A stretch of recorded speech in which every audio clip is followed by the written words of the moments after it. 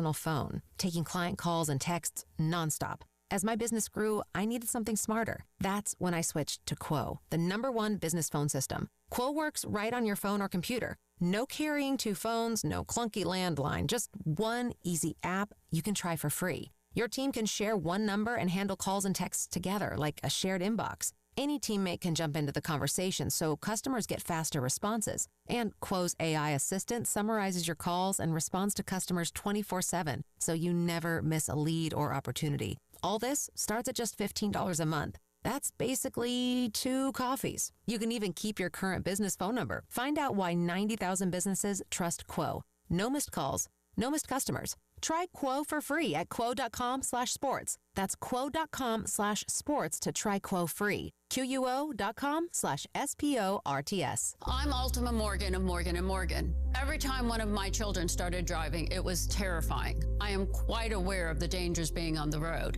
Thousands of accidents happen across the country. We see it every day. These families' lives will be changed in an instant. We fight for these families as if they were our own. We've become America's largest injury law firm by winning cases just like these. If you've been injured in a car accident, call us. Injured? Dial Pound Law or visit forthepeople.com for an office near you. This is Larry Leitner, owner and founder of Midstate Roofing, and for nearly 30 years, we've continued to be the proven leader in the roofing and waterproofing industry. Midstate Roofing's proven history is your assurance that our professionals at Midstate Roofing will provide the proper advice, service, and results to the needs of your facility in a manner both safe and pleasing to your operation. From high-rise to hospitals, manufacturing to industrial, Midstate Roofing designs and installs bonded systems with a protective guarantee that will keep your operation dry and running long into the future. 24 hours a day, 7 days a week. And this is Blake Leitner, reminding you to protect that roof with a maintenance contract. Call me today at 803-356-1919 or online at midstateroofing.com.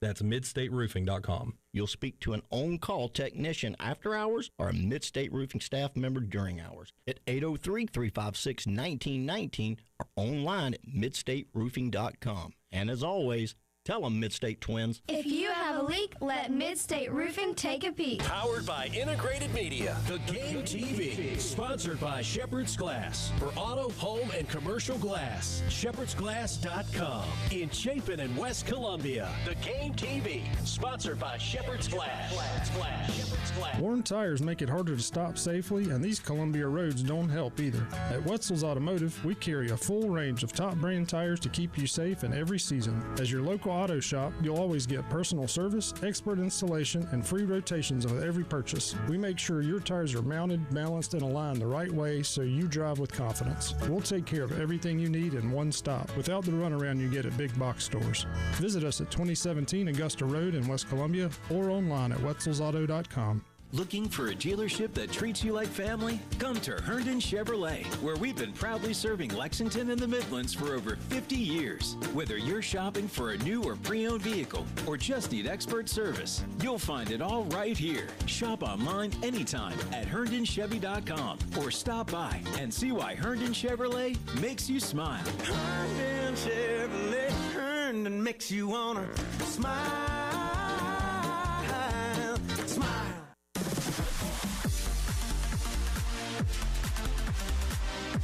Hate paying for streaming? Well, the 107.5 The Game app is free. Yes, free. Just download the 107.5 The Game app. The Extra Point. And the kick is good! With Tyler Head and Jack Beltry from Gamecock Central. On the Game Network, the 107.5 The Game app, and the Game TV radio on YouTube.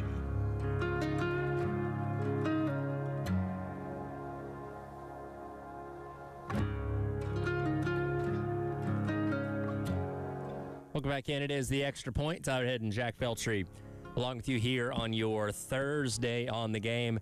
It's going to be a very busy weekend from a college basketball front. Of course, the women's Final Four gets rolling coming up tomorrow. Then the men's Final Four gets things happening on Saturday. We'll crown national champions on Sunday for the women and then Monday for the men. And then, Jack, gets into the offseason, and there's going to be no time wasted because the portal opens up on Tuesday. So things are going to start happening very fast in terms of preparations and figuring out things for next season for all teams in men's college basketball? Yeah, it's going to be very busy the next 2 weeks. Once April 7th gets here, again, the portal is opening next Tuesday. It'll be open for a 2-week window, and that's the time where guys can officially enter the transfer portal. We've seen guys, including except for South Carolina, announce their intentions, but nothing official like entering the portal officially until the real date gets here. It is funny, and there's a lot of quirky things about today's era of college sports, but like we have these official windows, but you're right, going back to 2 and 3 weeks now, we've had guys enter the portal without officially entering the portal, just basically, and I get it, you're putting your name out there, so when the portal opens up, the schools that are interested in you can make quick work of bringing you in and agreeing to deals and all that kind of stuff. It makes sense, but it is funny that, like, we have a lot of guys in the portal, but the portal still hasn't officially opened yet. So far for South Carolina, there are E.J. Walker, Elijah Strong, Jordan Butler, Eli Ellis as the only ones to enter the portal so far. Again, there are 9 guys on this team that have eligibility to come back, and there's still, as far as we know, there's still 5 guys left that could potentially could come back, but they also haven't made a decision yet. Yeah, well, I think, especially for a team like Carolina, who's been done for a couple weeks, I think a lot of times we view that if you haven't said something by now, you may not say something. That's not a guarantee. Again, they have, even after Tuesday, you can still put your name in the portal, but considering that all those other guys kind of went in a relatively short space of a couple of days, we kind of figured, okay, well, if you're going to do it, why not do it then with those guys? Yeah, so the guys that have not done it yet are Abu Yarma, Cam Scott, Kreese DeStandico, Grant Polk, and Hayden Nesimian. So some of those guys, if in terms of like who could come back, like there's some guys on there that's like, yeah, you might want to have like a Grant Polk back who ended up being a pretty decent shooter. I think there were some things to like about Hayden Nesimian. Besides that, I mean, I don't think Kreese really lived up to the billing of what you hoped for this year from a big man you brought in that can shoot it a little bit from 3, but I don't think that's necessarily what you wanted. You probably wanted a guy that was going to be physical in the paint and help you out in that way. You just didn't really get that this year. There were moments, but not anything too crazy. And then we just don't know. Cam Scott, what's he going to look like after the red shirt and, not playing it all this year? What about Abu Yarman, with Eli Ellis? That's one of his, good buddies from his time at OT. What happens there? So it'll be interesting to watch, but I don't think you lose a ton if any of these guys decide to leave.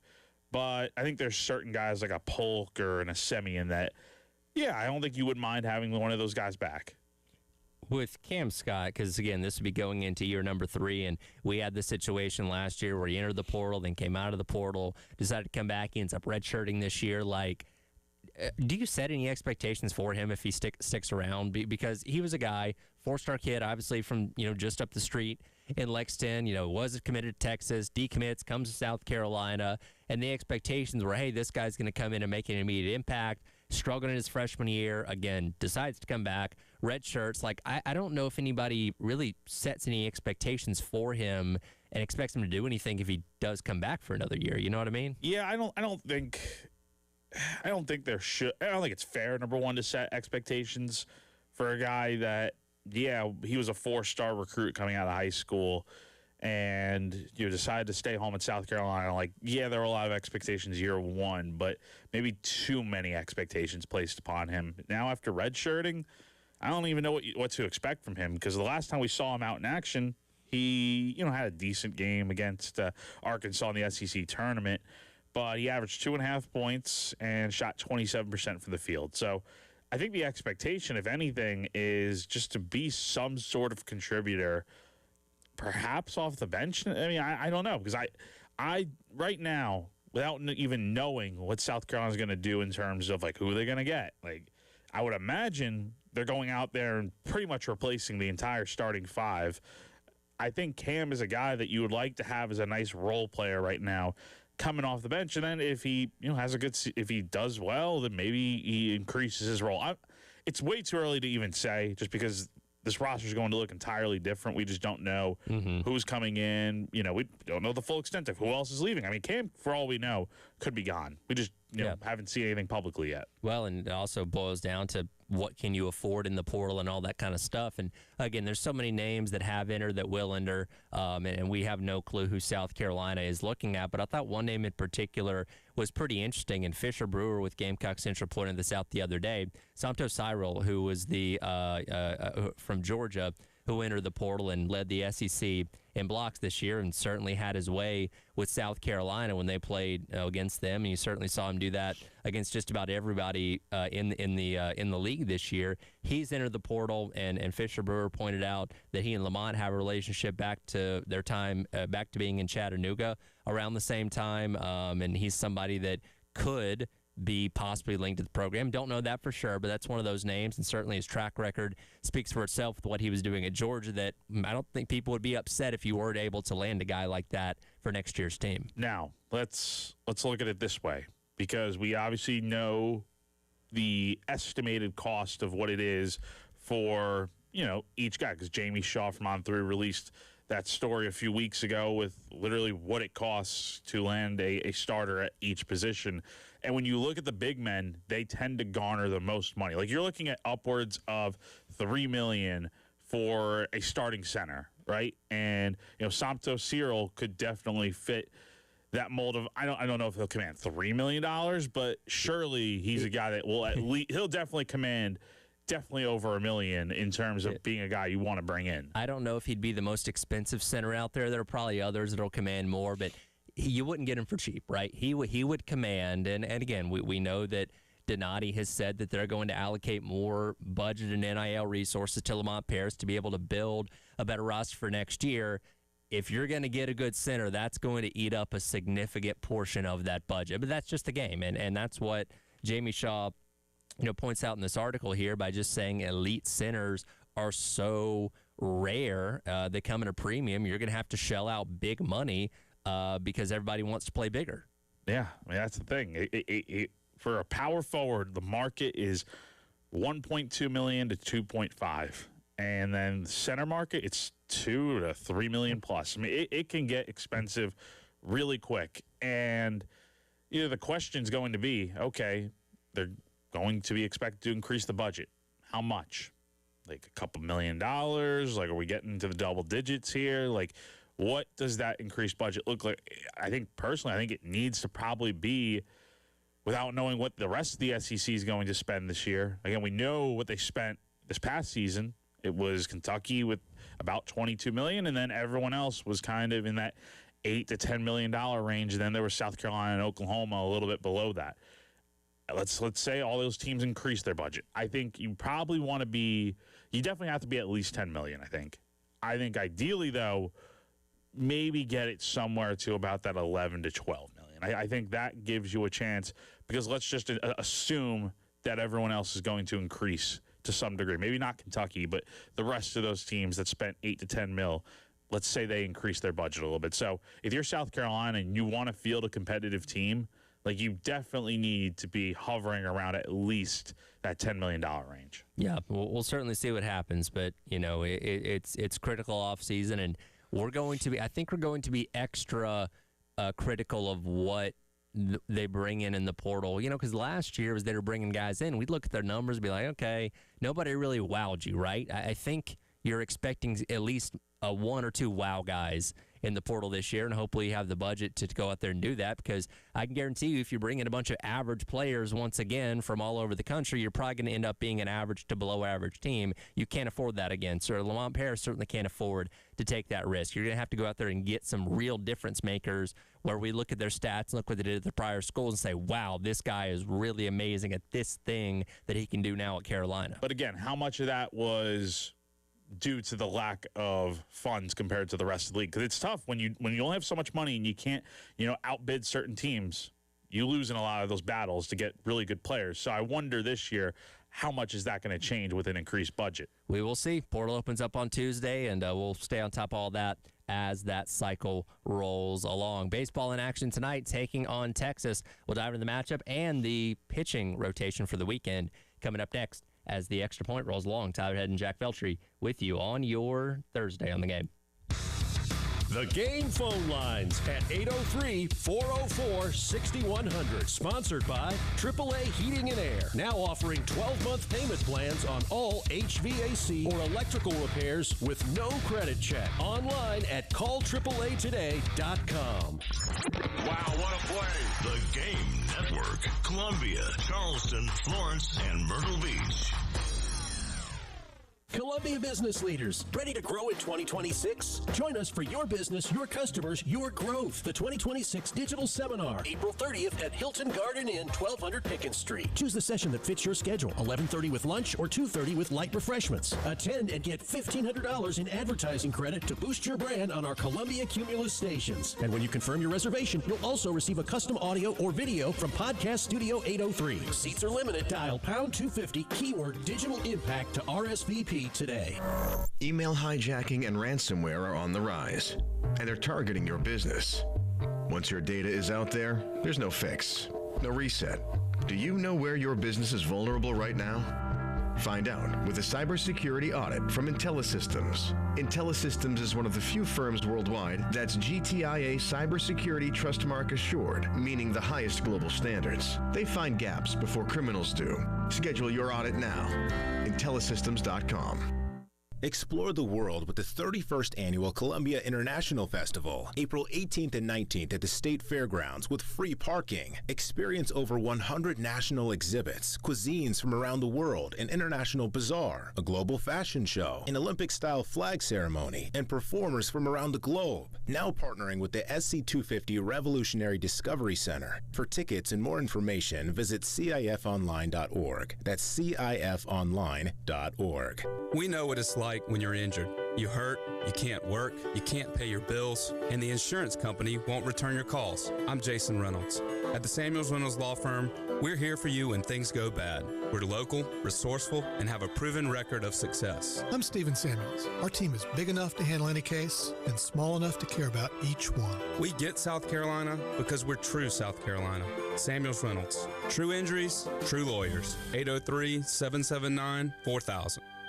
You could file your taxes on a basic free service, which is fine. But are you okay with fine? Because when it's your money on the line, do you really want to guess if you missed a credit or hope the math is right? Get the confidence of TurboTax for free right on the Intuit Credit Karma app.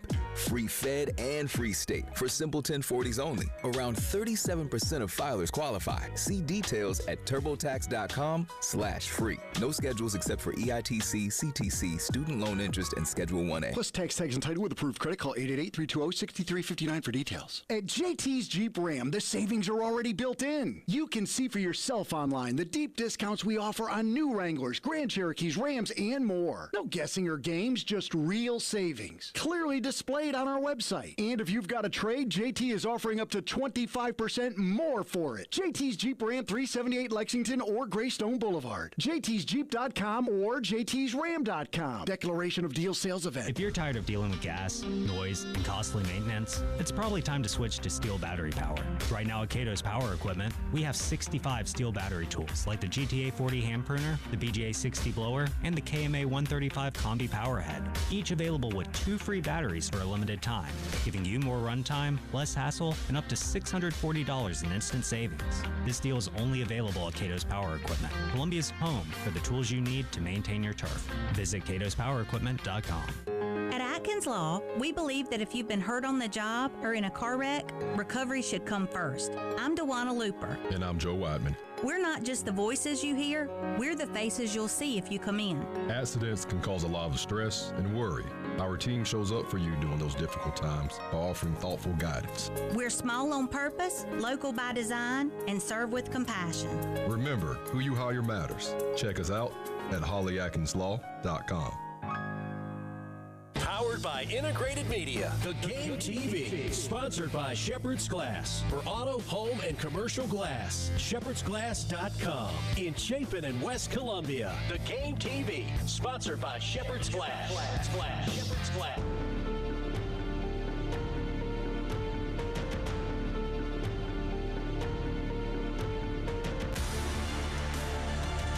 Extra Point with Tyler Head and Jack Veltri from Gamecock Central on the Game Network and the 107.5 The Game app.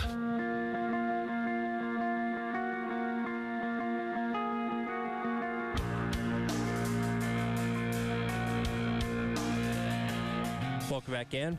It is the Extra Point. Tyler Head and Jack Veltri with you here on your Thursday on the Game as we get you set for a busy weekend ahead that starts tonight with Gamecock baseball in action. And as we know, it doesn't get any easier. You go on the road to a top 10 team in Georgia this past weekend where you got swept, and well, now you get the thrill of welcoming in the number 2 team in the country, in the Texas Longhorns, for the weekend series. First pitch tonight coming up at 7 o'clock. Pre-game coverage starting at 6:45 here on 107.5 The Game. We'll get into scouting Texas and what Monty Lee had to say about them in a moment, but a little bit of a different pitching rotation this upcoming weekend. We're going to get to see Alex Valentin make his first start for South Carolina coming up tonight after starting the midweek the other day and pitching on Sunday. Yeah, so like you said, did start the other day.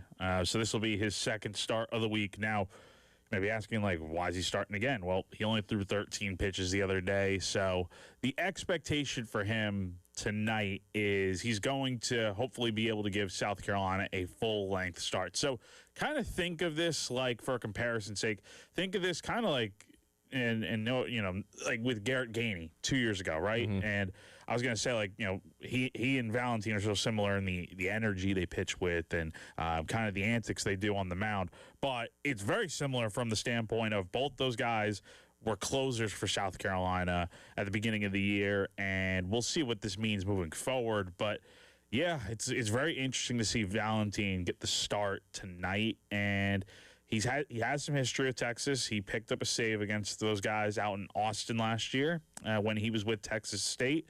And, of course, he was very energetic on the mound. So I'm sure that's going to probably be in the back of the mind of those Texas players. But, yeah, the big thing tonight for me watching Alex is how does he handle the everything that comes with starting? How much different is the routine for him? Is it, how much more, I don't know if it's stress on the arm, but, how many pitches is he realistically going to be able to throw tonight? Does he get close to throwing 90 pitches? We shall see. I just don't, I know he could probably he comes from a starting background from his time at Texas State, but he's mainly pitched out of the bullpen this year. And I think, I don't know exactly how many pitches he's thrown at max this year. I think it's probably in the 60s from one of these outings he's recently had. But, yeah, you'd like to see him go out there and maybe give you 5 or 6 quality innings tonight. Yeah. By the way, I realized I contradicted myself. This will be his second start of the season, first start of the weekend. First SEC start. Yeah, first SEC start. And when you're the Game 1 guy, not the Friday guy. And the reason they're doing this is because they want to give Josh Gunther and Ant Phillips their normal rest, because now Game 2 is on Friday and Game 3 is on Saturday. So being the starter for Game 1, you're the tone setter for the weekend. And obviously what Carolina does from a bullpen standpoint tonight also dictates on how the rest of the weekend goes. If you can get a quality start out of Alex Valentin and he can get you about halfway through this game, you're not having to tax the rest of your arms early on in the series, and you'll have more options at your disposal for the rest of the weekend. So he's getting the first opportunity to be the true tone setter, and that's going to be interesting to see because, again, we've seen him do a really good job this season in the relief role that he comes in. Obviously switching to being a starter, a true starter, not just opener like the other night, is going to be interesting to watch. Yeah, and I think, I think from this standpoint, if there's any guy that you could potentially have the bullpen, deploy your better bullpen arms after, I think it's probably this game tonight.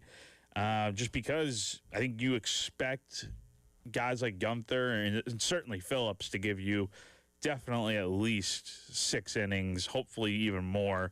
I know Gunther's looked a little rough lately, but he has pitched through, I think last week at Georgia he threw 5 innings maybe. So I think those guys you expect to go long. I don't know about Valentin though, because you look at his. I pulled up his pitch count now. Most pitches he's thrown in a game this season is 60. He's hit 57 and 59 against Florida and Arkansas respectively. So he has thrown a decent number of pitches, but certainly nowhere close to a full starter performance. So we'll see how much they can really get out of him tonight. But I'm assuming they're going to squeeze every ounce of what they can get from him in this start if things go well. Again, Texas, the number 2 team in the country. They're good at a lot of things. Here's what Monty Lee had to say yesterday in terms of scouting the Longhorns. They're just really polished. I mean, Schlossnagel's teams are always just so disciplined at the plate. They're very athletic. They've got some power. I mean, their pitching staff is pretty dang good. Look, there's no holes. So, I mean, I think the key for us, number one, it's a great opportunity for us. We're playing at home, coming off a good game, and we need to play our best baseball. If we're going to compete with a team like this, we got to play our best baseball. They're arguably one of the 3 best teams in all of college baseball, and we're fortunate, to be able to play them at home here at Founders Park, and we're super excited about the opportunity to compete against them. He's right. They don't really have many holes. Let's run through some numbers real quick. Offensively, 4th in the SEC in batting average, 6th in home runs, 4th in on-base percentage, 4th in stolen bases. Pitching, best staff ERA, 2nd best opponent batting average, 4th in total walks, and 1st in home runs allowed. Fewest home runs allowed with 12 on the season. So you don't have many advantages that you look at with this team. And so we had a listener point out yesterday on the text line, they only used 6 total pitchers last weekend in Oklahoma. So they're going to have a lot of fresh arms to be able to use this weekend against you. And again, Carolina is basically in shock the world mode at this point with most of their opponents going forward where you're just trying to pull off upsets pretty much every single weekend. And the guys that they're starting on the mound this weekend are probably as good as they come. You got, I hope I'm pronouncing this right, Ruger Rojas tonight, senior right-handed pitcher, 5-0 on the year, 1.59 ERA. And get this, 64 strikeouts to 7 walks. That's really good. Luke Harrison, left-hander, tomorrow night. It'll be 3-0, 2.65 ERA, 37 strikeouts, 14 walks. And then on Saturday, Dylan Volantis, another left-handed pitcher, 3-0, 2.08 ERA, 51 strikeouts, 14 walks. There are not many weak spots. When you have guys with sub-3 ERAs, and then you have Rojas that has just been setting the world on fire with those 64 strikeouts to just 7 walks. This is going to be a really tough pitching staff to face. Have you seen a picture of Ruger Rojas, by the way? I have not. He's got a pretty sweet mustache. So he pitches for Texas. He's named after a gun, I'm assuming, and he's got a mustache. Like, that's the most Texas pitcher I can think of ever. Oh, yeah. Yeah. And I see that he's had a little, I don't know if he's got the flow now, but he's had himself quite a mullet in the past. He's got a lot of lettuce hanging out of the back of that hat, that's for sure. Yeah, so it's gonna be tough facing him tonight. That is somebody that can impose his will on you on the mound just by looks alone. So, yeah, they're going to have the work cut out for him against him and that pitching staff this weekend. Again, best staff ERA in the SEC. Yeah, and then from an offensive standpoint, again, overall this year they're hitting borderline 300 in conference play and just overall alone. They've hit 46 home runs this year. So, I mean, Georgia set the standard this year with just the amount of homers they've hit with 87. So, Texas has about half of that. But when you look at that, I mean, it's a little bit comparable to South Carolina. South Carolina's got 38, so Texas is only 8 home runs better. But, I think I'm not expecting a ton of high-scoring games this weekend probably, just given the pitching matchups we've got. I think this is going to be a good pitching weekend on both sides. And I think for South Carolina, we've seen them handle really good offenses. Like we saw them against Georgia this past weekend where, yes, Sunday wasn't great, but games 1 and 2, you held Georgia, one of the top 10 offenses in the country, to 8 runs on 10 hits. So if you're doing that this weekend, yeah, you've got a chance. The question is, can you get your offense going? That's the main thing. And we saw the last 2 games, the offense has been a bit better, but that was against Georgia on Sunday and then Wofford on Tuesday.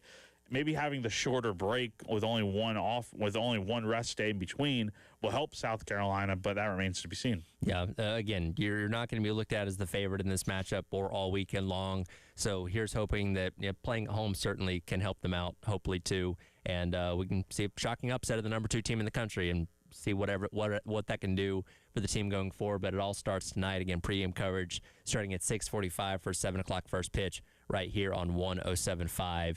The Game. Speaking of baseball, Kevin Schnall was finally asked about the South Carolina job. Gave an interesting answer. We'll dive into that coming up next. It is the Extra Point. Tyler Head and Jack Veltri along with you here on your Thursday on The Game. Sports. The Game Network. 107.5 The Game in Columbia. 96.9 The Game in Charleston. 100.3 The Game in Myrtle Beach. And 100.5 The Game in Florence. We have a new way for you to call the AAA Heating and Air phone lines. Just dial pound 250, and when prompted, punch in the keywords, the game. And that's it.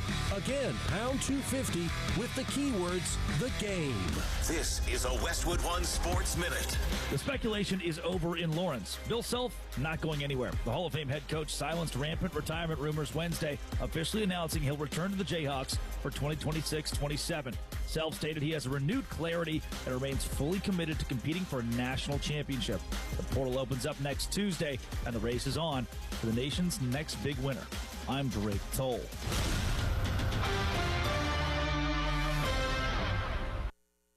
Ready to kick off the fun? Chumba Casino is your go-to game plan during halftime or overtime. From spinning slots to instant scratch-style cards, it's like running the perfect play, all from home. New players score a free welcome bonus and daily logins with a shot at some serious prizes every time you play. Get in the game and visit ChumbaCasino.com today. Let's Chumba. Sponsored by VGW Group. No purchase necessary. See terms at ChumbaCasino.com. Must be over 21 and present in a state where it's legal to play. DQ presents the Blizzard Double Flip Deal. For a limited time, when you buy one Blizzard treat, you get a second for just 99 cents. That's 2 Blizzards, 2 spoons, 2 flavors, and 2 flips. So don't miss out on the Blizzard Double Flip Deal, available only for a limited time and happening now at DQ. Because the only thing better than a Blizzard treat is a second Blizzard treat for just 99 cents. It's a deal to flip for. The Blizzard Double Flip Deal. Participation may vary. Here's a tale of Becky. Didn't know what to do with new meds prescribed and no real cost clue. She squinted at prices, that can't be right. Then tapped GoodRx and saw the light. She can get a deal, book telehealth if she feels. Learn about those meds without any stress. That one little app does all the rest. Even my horse downloaded it. Dang, save time and money on prescriptions. Check GoodRx. GoodRx is not insurance. This is the highlight of my morning. Hey, what's up? It's Island. And I'm Josh. And a little thing we love about the Chick-fil-A Bacon, Egg, and Cheese Biscuit is that it's our go-to morning comfort. And you've got that nice golden fluffy egg. With a soft, flaky biscuit. Crispy bacon. Melty cheese. You want something quick, you want something convenient, but most of all, you want something good. There's no better way to start your morning. There we go. Start off the morning with a Chick-fil-A Bacon, Egg, and Cheese Biscuit with Simply Orange Juice. Order on the Chick-fil-A app today. Real guests paid for their testimonials. I know that hiring can be challenging. You need someone to match your role perfectly. Well, now you can meet them fast on ZipRecruiter. Build your team, build it sooner. Meet your match on ZipRecruiter. Just head to ZipRecruiter.com/free right now to try it for free. That's ZipRecruiter.com/free. Meet your match on ZipRecruiter. Try it free. Snapshot from Progressive wasn't created for just anybody. Oh no, we made it for you. Smooth accelerators. When that light turns green, you're off. Like a warm knife through firm butter. Going from 0 to the speed limit in an appropriate amount of time. Sure, your car has horsepower, but your horses prance around as silky smooth as your right foot. Fancy Prancerton. With Snapshot, safe drivers like you get personalized rates based on your driving habits. Sign up today at Progressive.com. Progressive Casualty Insurance Company and Affiliates. Snapshot not available in California or from all agents. The Extra Point. And the kick is good! With Tyler Head and Jack Beltry from Gamecock Central. On the Game Network, the 107.5, the Game app, and the Game TV radio on YouTube.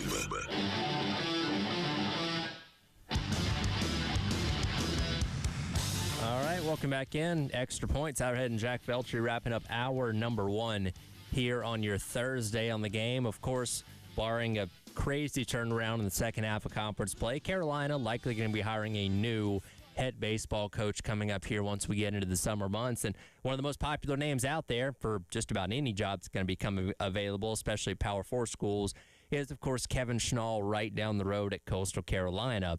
Well, yesterday during his media availability, Kevin Schnall was indeed asked about the Carolina job and his potential interest in it, and here's what he had to say. Yeah, I mean, it's amazing. We're in week 11, and we're already talking about jobs. What a world we're in. The only thing I can speak on with certainty is our focus right now is extremely microscopic, and there's only two things that matter. Number one, what can we do to make this team better? Number two, what can we do to make this program better? And I can assure you that there's going to be nothing that's going to distract us from our standards. There's going to be nothing that's going to distract us from our responsibility to lead these players and this team. That said, the landscape of college baseball has changed drastically in the last 2 or 3 years. And if you don't adapt and adjust to those changes, you will get ran over extremely fast. And we're very fortunate here at Coastal Carolina to have tremendous leadership. Chance Miller, our athletic director, Dr. Weinbrake, our president, Natasha Hanna, the chair of our board of trustees, the executive advisor to our president, Joe Moglia. They fully understand these changes and the requirements it takes, the commitment it takes for Coastal baseball to remain elite. They understand and recognize there are some immediate facility needs. They understand that there is more resources needed for us to remain one of the most consistent premier college baseball programs in the entire country, and we have full confidence in their leadership. It's not a denial, Jack. He didn't say no. Yeah, I think it was more so. What's interesting to me is what he pointed out there kind of towards the end of needing more resources, needing facility improvements. And I think Coastal's done without knowing I don't know what their roster budget looks like. I can imagine for being a Sun Belt school, even as premier as a program as Coastal is for baseball, coming off the College World Series appearance and going to the finals last year. I don't know exactly what their budget is looking like, but I'm sure it's the highest in the Sun Belt. When you look at their facilities, they've improved the stadium. They've, seemingly upgraded it with more renovations recently. So, I think it's never a bad idea to give, especially for a guy that's going to be in such high demand, it's probably in Coastal's best interest to follow up on all of those needs that Chenal pointed out there.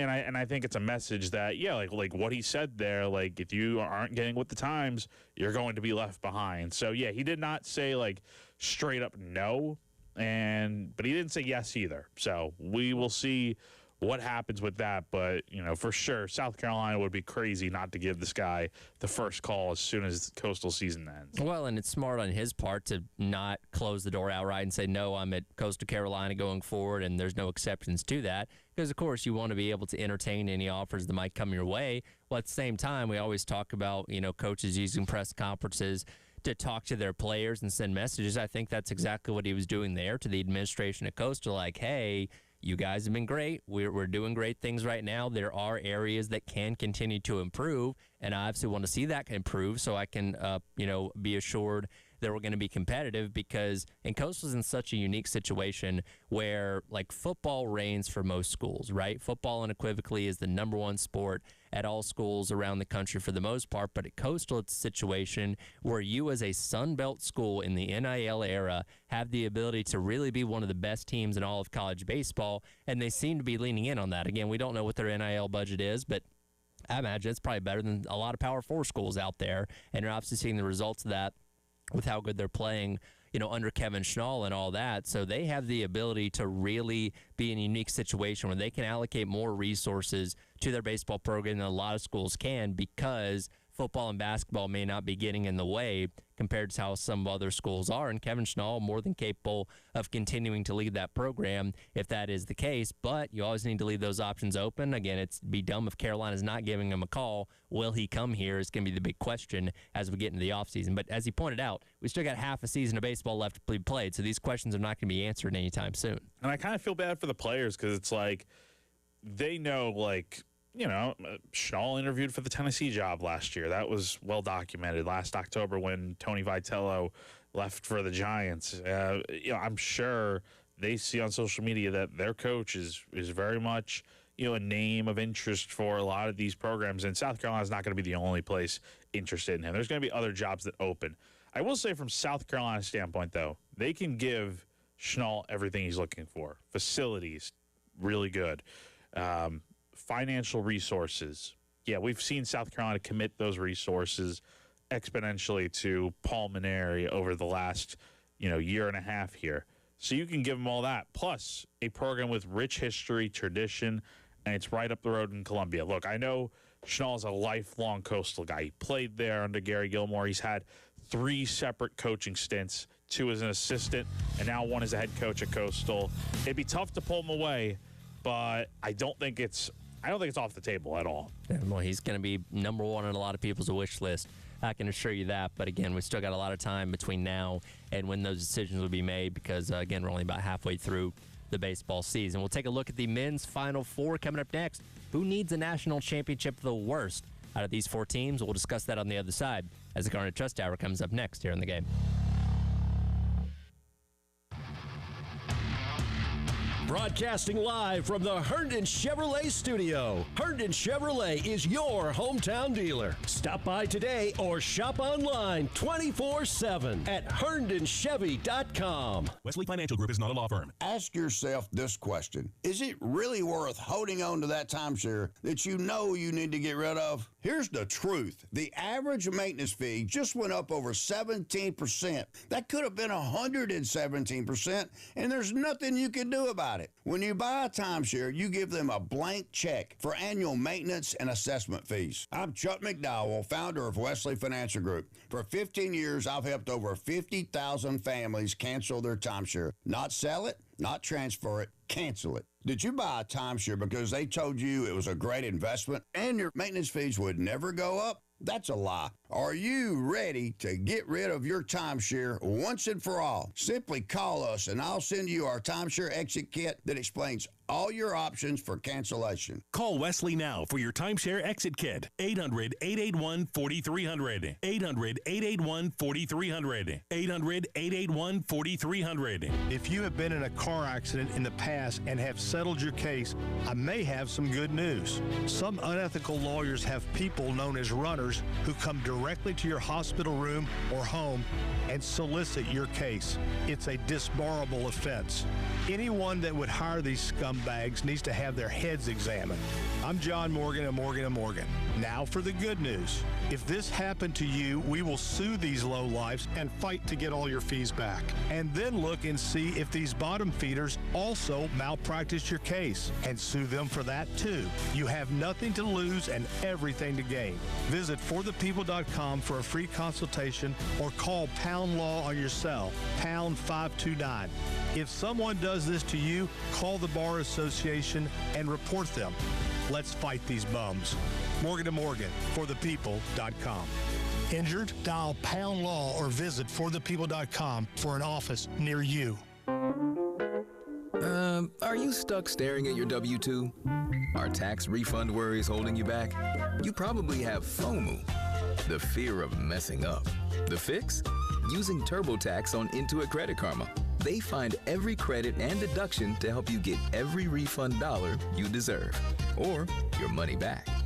It's time to overcome your fear of messing up and get your taxes done right. Start filing today in the Credit Karma app. Hey, y'all, Jay Phillips here from my good friends at Dan's Van City in Harbison. Ceiling fans don't sound like something you think about a lot because you don't really need to, but when you've got good ones, they work so well, keeping energy costs down and your comfort level up. All kinds of fans at Dan's Fan City, big to small and quiet, quality fans. They have accessories and light kits, fan blades, and more. Stop by and see them soon, Harbison Boulevard next to Total Wine, or call Dan's Fan City, 781-FANS. You'll be glad you did. Life matters. A newly elected member of the British Parliament took his little girl on a brief tour of London. They came to Westminster Abbey, and the awesomeness of that structure greatly impressed the little 8-year-old. Not only is it a functioning church, but it's the burial place of kings, queens, and nobles. The architecture is phenomenal. It is, in fact, my very favorite place in that great city. The father, noticing the intense concentration of his daughter, said, "Sweetheart, what are you thinking about?" "Daddy," she said, "I was was thinking about how big you seem at home and how small you look in here.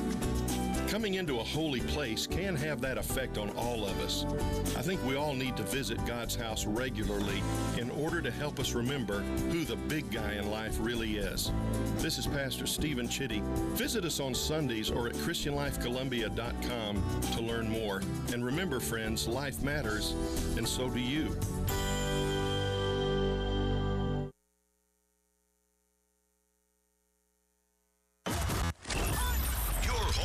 Gamecocks, 107.5 The Game, WNKT Eastover, Columbia, a Cumulus media station. The Garnet Trust Hour with Chris Clark, Wes Mitchell, and Tyler Head. Sponsored by Krantz Heating and Cooling. On the Game Network and the 107.5 The Game app.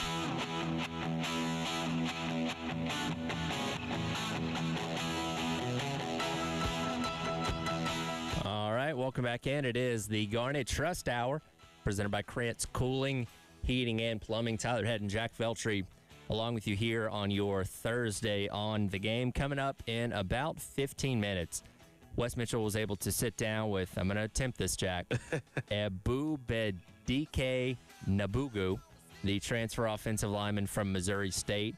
We'll hear some thoughts from him and how his first spring at South Carolina is going. I think I actually got that name right. The last name's easier to pronounce than the first name. Yes.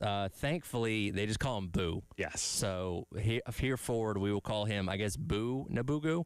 Yeah, Boo Nabugu. I like that.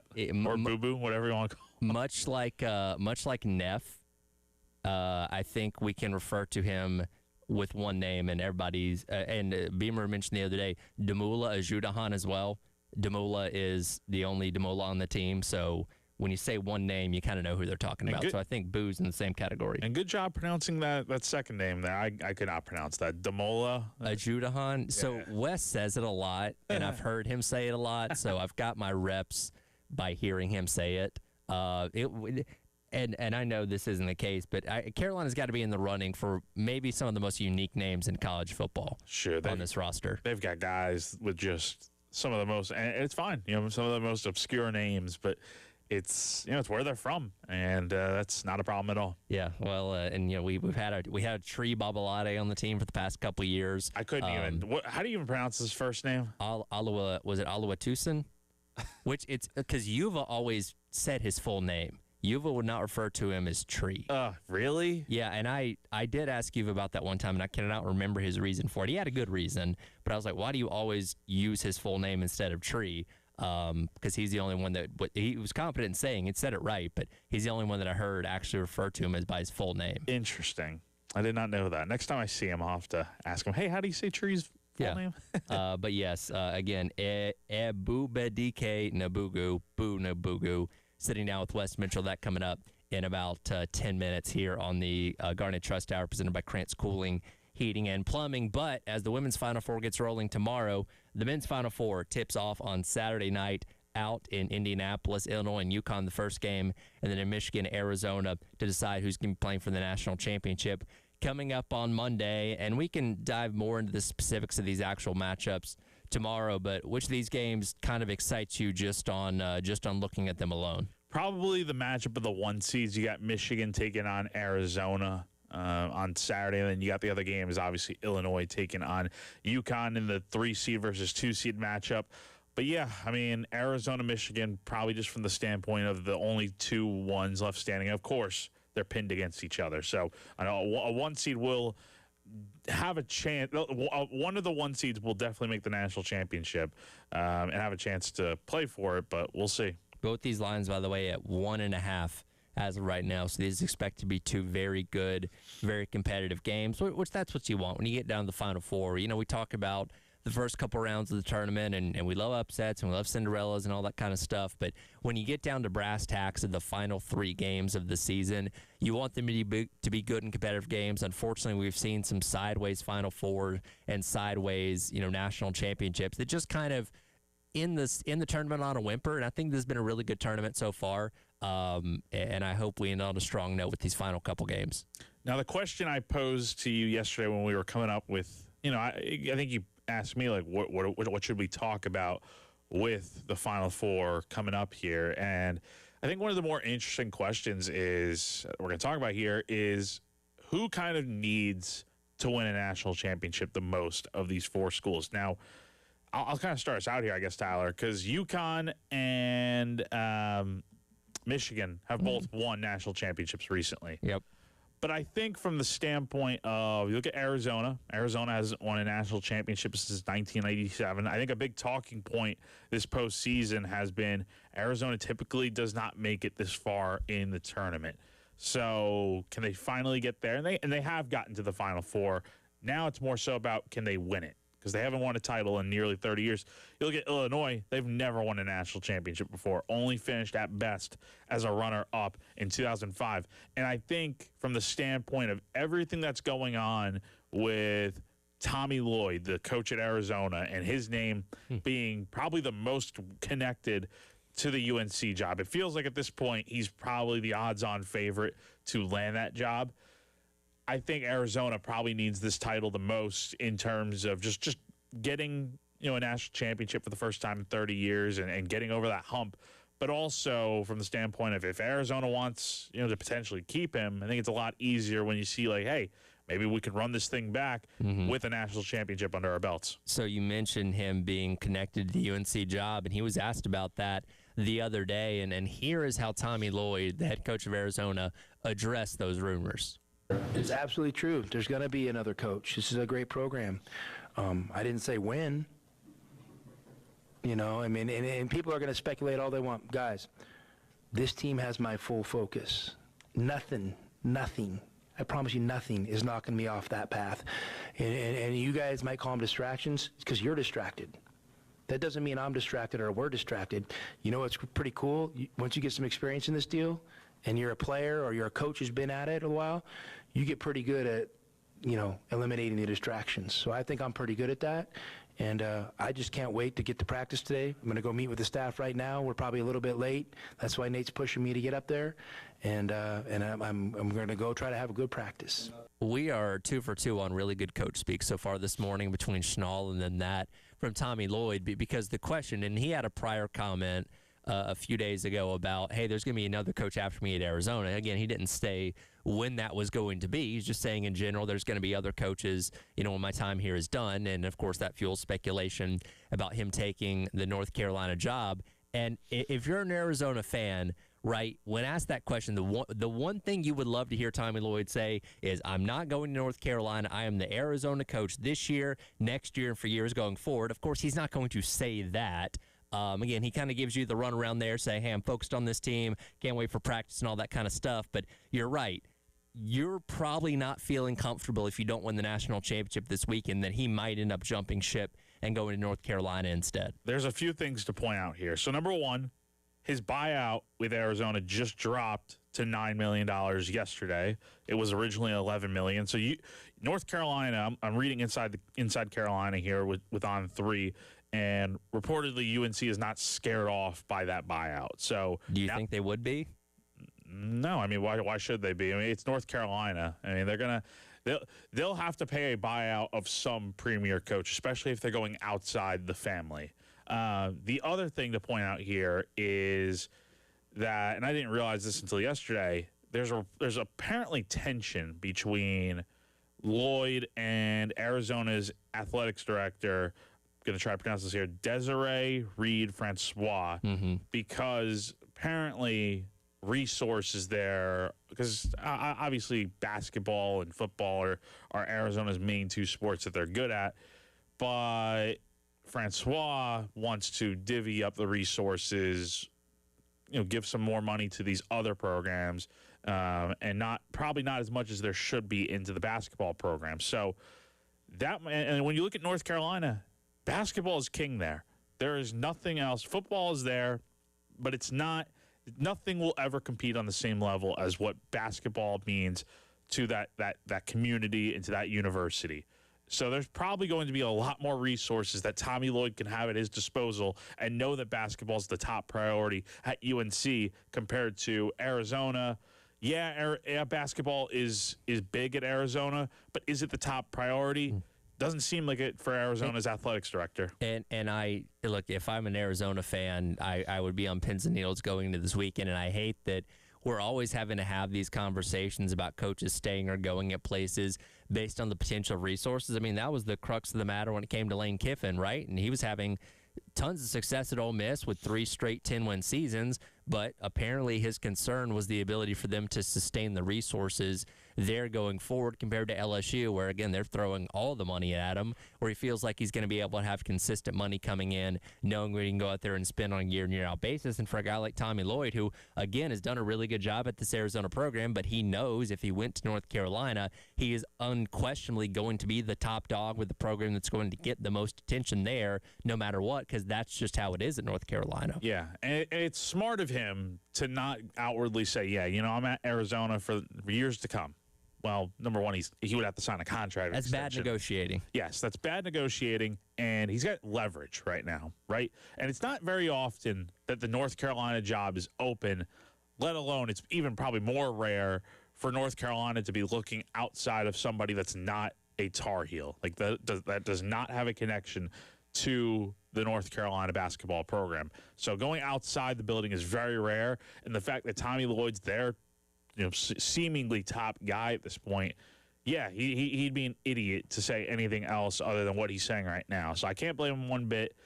We will see what happens. I feel like this whole thing is probably heading towards him going to North Carolina, regardless of what happens at Arizona. Like, it would take, I think, Arizona to make a big investment in a contract extension for him, but also give him what he wants in terms of resources, right? So I think that's going to matter a lot here. But I don't know. I don't think Arizona. It's probably fair to say that Arizona cannot compete in terms of financial resources compared to what North Carolina can offer him. And it's going to be interesting to see if this ends up being a distraction, right? Because as he mentioned, hey, I'm focused on getting to practice and all that kind of stuff. But listen, players know. They talk. They're on social media. They read the headlines and reports. And if you think your head coach might be skipping out on you after this weekend ends, whether that be on Saturday or Monday, playing for a national championship, that can affect the way you focus, the way you prepare, and all that kind of stuff if there are outside things going on around this program. So it's going to be interesting to see how Arizona comes out as these, again, rumors start to heat up more and more that he is the top candidate for North Carolina. But I think Lloyd's done a good job from that quote there of keeping the focus on the team and not letting the rumors get to their head. Like, again, Arizona's played really good basketball to this point. And honestly, Hubert Davis got fired, a week and a half ago? So yes. So, it feels like forever ago because so much has happened since then. And it feels like Lloyd's name's been connected to this job from the jump. So, yeah, they've probably gotten used to it by now of, knowing, there's a possibility he may end up taking this job. But it seemingly has not affected their play on the court to this point. They've played really good basketball, beaten the teams that they're supposed to beat to this point. So I don't think it'll be an issue even heading into what's going to be the next biggest game of their season here. Yeah, a lot of storylines heading into this weekend. Again, we'll dive more specifically into these matchups coming up tomorrow as we preview the entire Final Four weekend. But coming up on the other side, as I mentioned earlier, Wes Mitchell sitting down with, I'm going to do it again, Boo Bedike Nabugu, or Boo Nabugu, as he is known better as.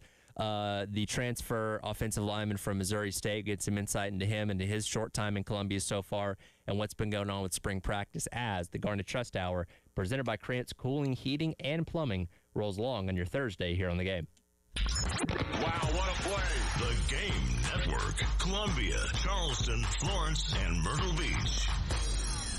If the Gamecocks hit a grand slam, you can win cash. It's the Crescent Construction Grand Slam giveaway. If the Gamecocks don't hit a grand slam, the pot goes up $25 a game. Just go to 1075thegame.com to register. Broadcasting live from the Herndon Chevrolet studio. Herndon Chevrolet is your hometown dealer. Stop by today or shop online 24/7 at herndonchevy.com.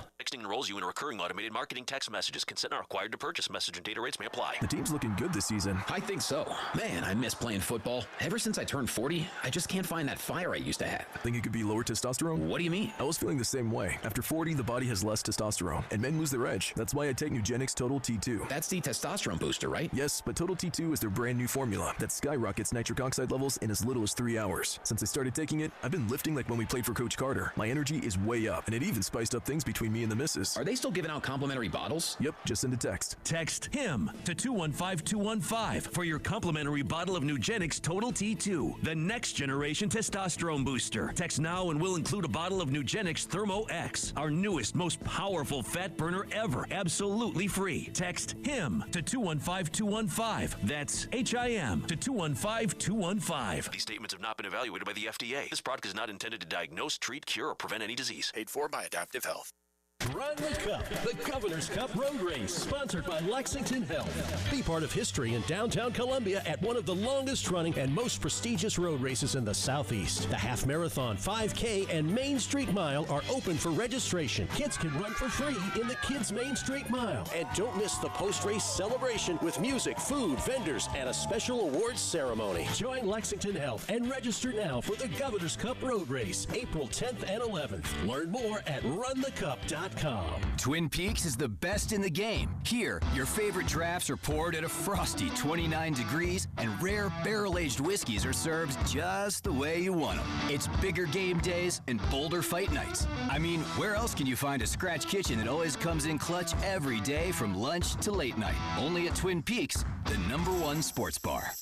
Twin Peaks Scratch Kitchen scores every time. Dig into hand-smashed burgers, chef-inspired flatbreads, and more at your local lodge. Hi there, this is Steve Ard with Local Waste Service. The Ards have been in the waste business for over 60 years, and I want to introduce my new waste company, Local Waste Service. We are a locally owned company that provides front-end, roll-off service for all your waste needs. We also do recycling and compactors, so look us up at localwastesc.com. That's localwastesc.com. Where your trash is our business. At Cato's Power Equipment, we pride ourselves on the relationships we build with you and with your lawnmower. Right now, you can own a Toro Time Cutter or Titan Zero Turn with payments as low as $100 a month and 0% financing for qualified buyers. Plus, plenty of great financing offers for all credit scores. Now through April, Cato's will include a free 5-year extended warranty package backed by our Master Service Repair Center, because the tools you need to maintain your turf should come with the support you deserve. Come shop at Cato's Power Equipment, family owned since 1984. If you are looking for a local, reliable, and family-owned HVAC service right here in the Midlands, you can trust our friends over at Krantz Cooling and Heating since 1983. They've been taking care of residents and businesses right here in the Midlands. Krantz Cooling, that's K-R-A-N-T-Z, cooling with a K, KrantzCooling.com, or 803-672-3224. You can schedule a visit online and get more information at KrantzCooling.com. Looking for a dealership that treats you like family? Come to Herndon Chevrolet, where we've been proudly serving Lexington and the Midlands for over 50 years. Whether you're shopping for a new or pre-owned vehicle or just need expert service, you'll find it all right here. Shop online anytime at HerndonChevy.com or stop by and see why Herndon Chevrolet makes you smile. Herndon Chevrolet, Herndon makes you wanna smile. Smile.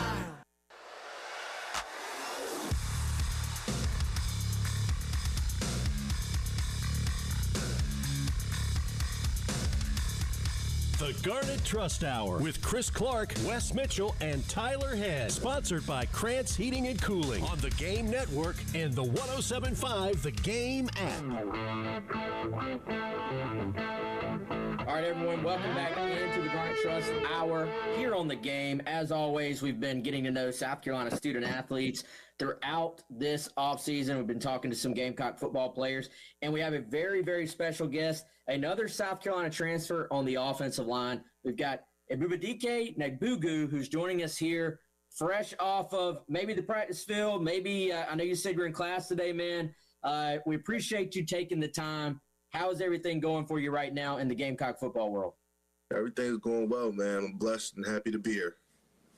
I know you got to meet with the media a little bit when you kind of had first got here, and you talked a little bit about kind of your journey to getting to South Carolina and what that's looked like. But for people who didn't see those interviews, what can you tell Gamecock fans out there just about kind of how the recruiting process went out of the transfer portal and why you chose South Carolina for like this next stop for you?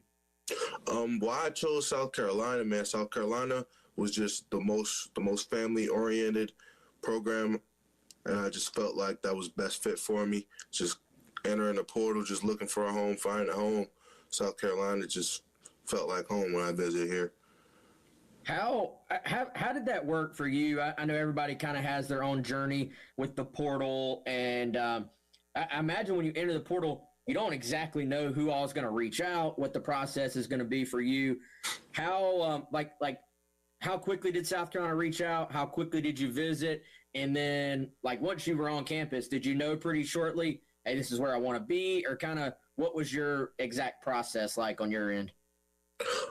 Yeah, once I eventually got in contact with South Carolina, it kind of became clear that, yeah, this is where I wanna play at. So it's just sometimes, like with the portal and everything, you just gotta let it run its course. And there's some million programs, a lot of good programs, a lot of schools.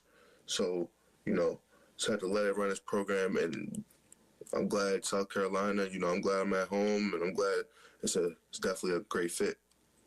Now, had you had any, some guys maybe are like, well, yeah, I visited South Carolina when I was a kid, or I knew somebody who was on the team a while back. There's all these different connections. Are there any connections at all to South Carolina, like previously, or they just reached out, you visited, you liked it, and it was a fit? Yeah, it was more of a reaching out, visit, fit. I watched South Carolina a lot, just the games, just being a football player, just watching the games, SEC football, and, just dream come true. So you've been here, I guess, going on a few months now. What can you tell the listeners out there just kind of about the transition to being here, getting used to kind of all the resources with the strength and conditioning with Coach Luke Day, and then going up against some of your teammates in practice, kind of just that transition to the SEC level so far? Like, how have these first few months been for you? Now, first few months, man, it's been getting better every day. It's a competition. It's a grind every single day, which is what you want, what you signed up for, playing the SEC. Just right now it's all about the spring times. Right now it's just all about getting better, mastering the fundamentals, learning the offense, and just mastering my craft. For sure. Now, can you tell us a little bit about, I know you guys are in spring ball right now, but what is a day in the life for you right now? And I know different days you may have practice or don't have practice, but just from a general standpoint, how early are you getting started on the day? What does a typical day look like? And just how kind of jam-packed is your schedule this time of year? Oh, man, yeah, I'm still getting up around 5:50 in the morning just to get in the facility, get the right nutrients in me. We have great resources, great strength staff, great nutrition staff, and then just getting to the nitty-gritty of the day, whether that's just I'm with Coach Luke Day in the weight room, or whether I'm on the field, or whether I'm doing whatever with my team, just coming in with the right attitude, coming in just willing to get better, and just day by day you can see the result. I want to talk a little bit about some of those resources, and more specifically, though, like the people behind those resources. And a guy that a lot of former student athletes have always bragged about to me has been Yemi, the nutritionist there. I know he's been there for a few years now. Actually got his start on the baseball side of things, that transitioned over to football. And I'm just curious, as someone coming into a new program, what can you tell us about Yemi, kind of his approach to nutrition, and what working with him has kind of meant to you? No, Yemi definitely gets us going in the morning, definitely attacks the nutrition in the morning, gives us our friendly reminders on where you need to be at nutrition-wise till it just becomes a routine. And once it becomes a routine, it's a routine stuck in there, so you know what you need every day. And he definitely keeps you going and keeps your body physically ready to continue to continue to grow. I know. Yeah, for sure. And so I know you guys work day in, day out in that room there on the O-line. Randy Clements, Jason Smith, I think y'all call him Jay Smooth. What a lot of guys have kind of talked about like the dynamics between those two guys and the different personality, but how they sort of balance each other out. Just from, your perspective, your words, what can you tell us about working with those two coaches, day in, day out? Yeah, having Coach Clem and Coach Smooth around is just very awesome. Like they teach you everything. They sit down, they give you the time, they care about you. They want us to win. They want us to be great. They want to pour their all into their players. So obviously you can just see it day in and day out, drill to drill. They're going to be on you, but it's definitely for the better and definitely going to help you get better in the long run because they know what it takes. So they know what to expect, and it's a high standard. I know. Are held to. Yeah, I know. Overall development is probably a big part of the focus in the spring. But is there anything like with your game in particular that you've kind of been focused on with them? Is there like a technique or just something specifically that you've been like, this is something I want to or need to improve on? Yeah, just honestly over everything. Honestly, just from the ground up, just fundamentals, footwork, hand placement. Those are the really big things that we're emphasizing on in the spring right now. Getting better at those two things while also learning the playbook and learning to play. So those two, they're definitely honest about that, and it definitely helps and definitely shows an improvement when we watch film. There's been a lot of excitement, man, about this new scheme, about Kendall Briles. Obviously, Briles and Clements have kind of been linked for a good portion of their career. Without like giving away any of the X's and O's of the scheme or anything, how has it been for you kind of just getting to know this offense? And does it compare at all just, from a technique standpoint to what you've done at some other stops in your career? Is it mostly new? What is that maybe aspect of this transition been like for you? There's parts of it where it's familiar. There's parts of it where it's new, but you can tell like this is a very good scheme that Coach Briles has for us, and like you can tell it's definitely a great scheme. So we can just gotta find a way to dial into the little details of the scheme so we can run it to the best of our ability as a team, as a whole offense, because we all can just dial in the details and execute, will be a great offense. Now, one of the great things about NIL is, first of all, we get to do interviews like this via Garnet Trust where we can get to know the student athletes and let the fans get to know the student athletes a little bit more. But, Boo, you guys have been able to work with outside brands as well. And I understand you're working with Sharp through No Cap Sports, which maybe present some opportunities if any Gamecock business owners are listening to us. So while we have a moment here, they've kind of sponsored this interview. Do you want to tell any Gamecock business owners out there who are listening a little bit about what Sharp and No Cap Sports have been doing? Yep, I'm thankful. I've been working with Sharp through No Cap Sports. When a Gamecock business owner signs up with No Cap Revenue, they can save on the office, technology, and print solutions, and the cut comes back to support the program. So that's just a win in all directions. So Sharp definitely is a huge game changer in terms of just behind the scenes and what people may not even see. Yeah, no doubt. Shout out to Sharp.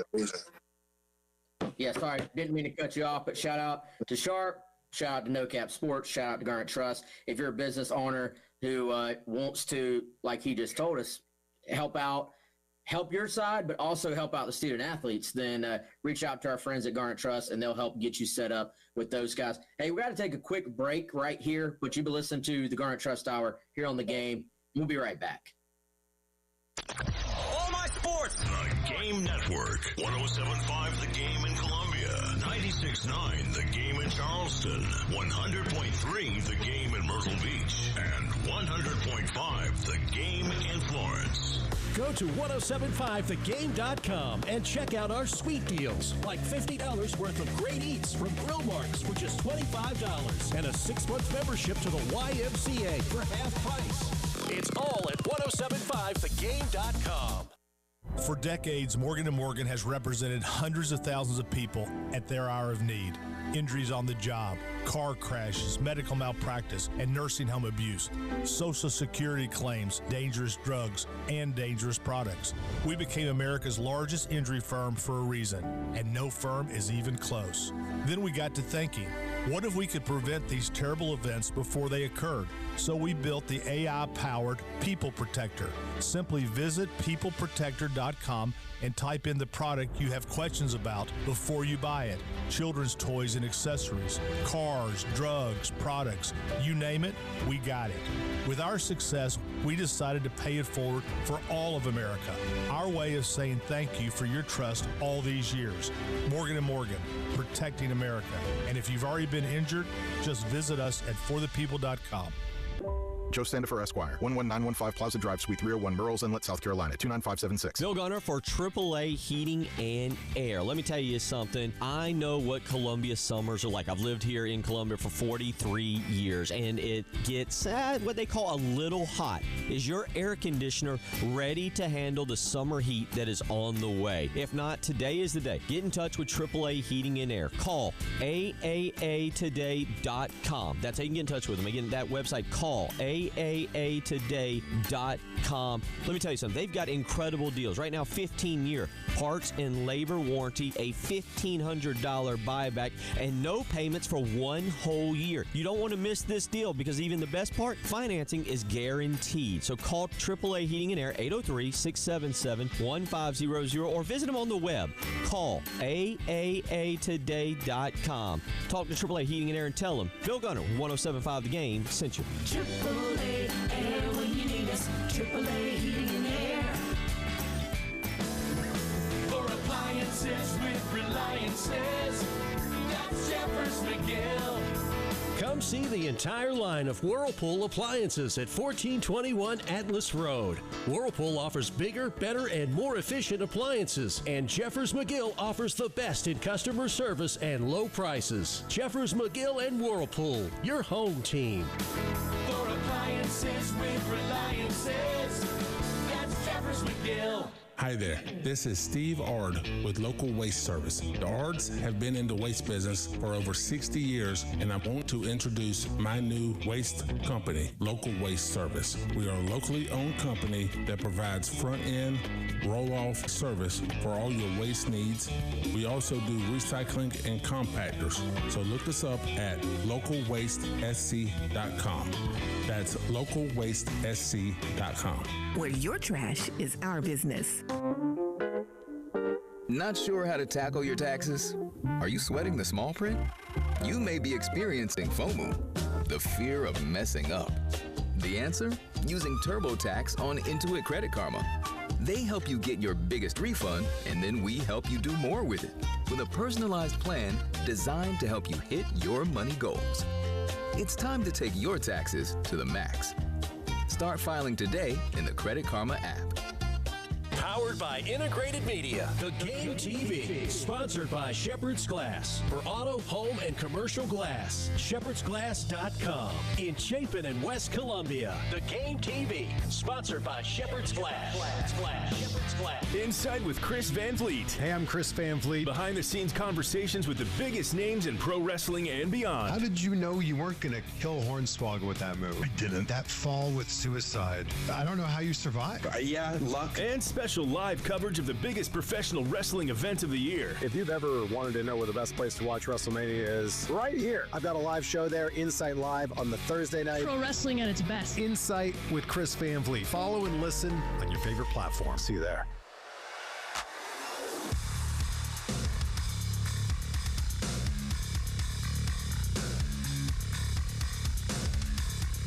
The Garnet Trust Hour with Chris Clark, Wes Mitchell, and Tyler Head. Sponsored by Krantz Heating and Cooling on the Game Network and the 1075 The Game app. All right, guys, welcome back in. Garnet Trust Hour. This is The Game. We're hanging out here with South Carolina student athlete Ebubike Nabugu, and we've been talking a little bit about his time at South Carolina here the last few months after transferring in.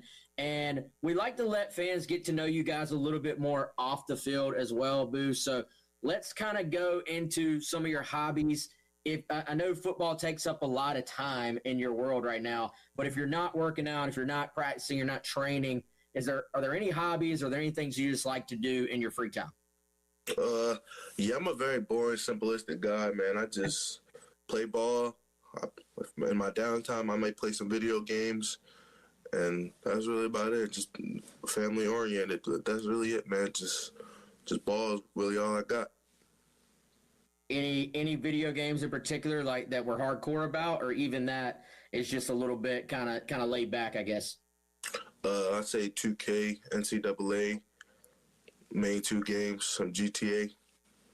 Okay, cool.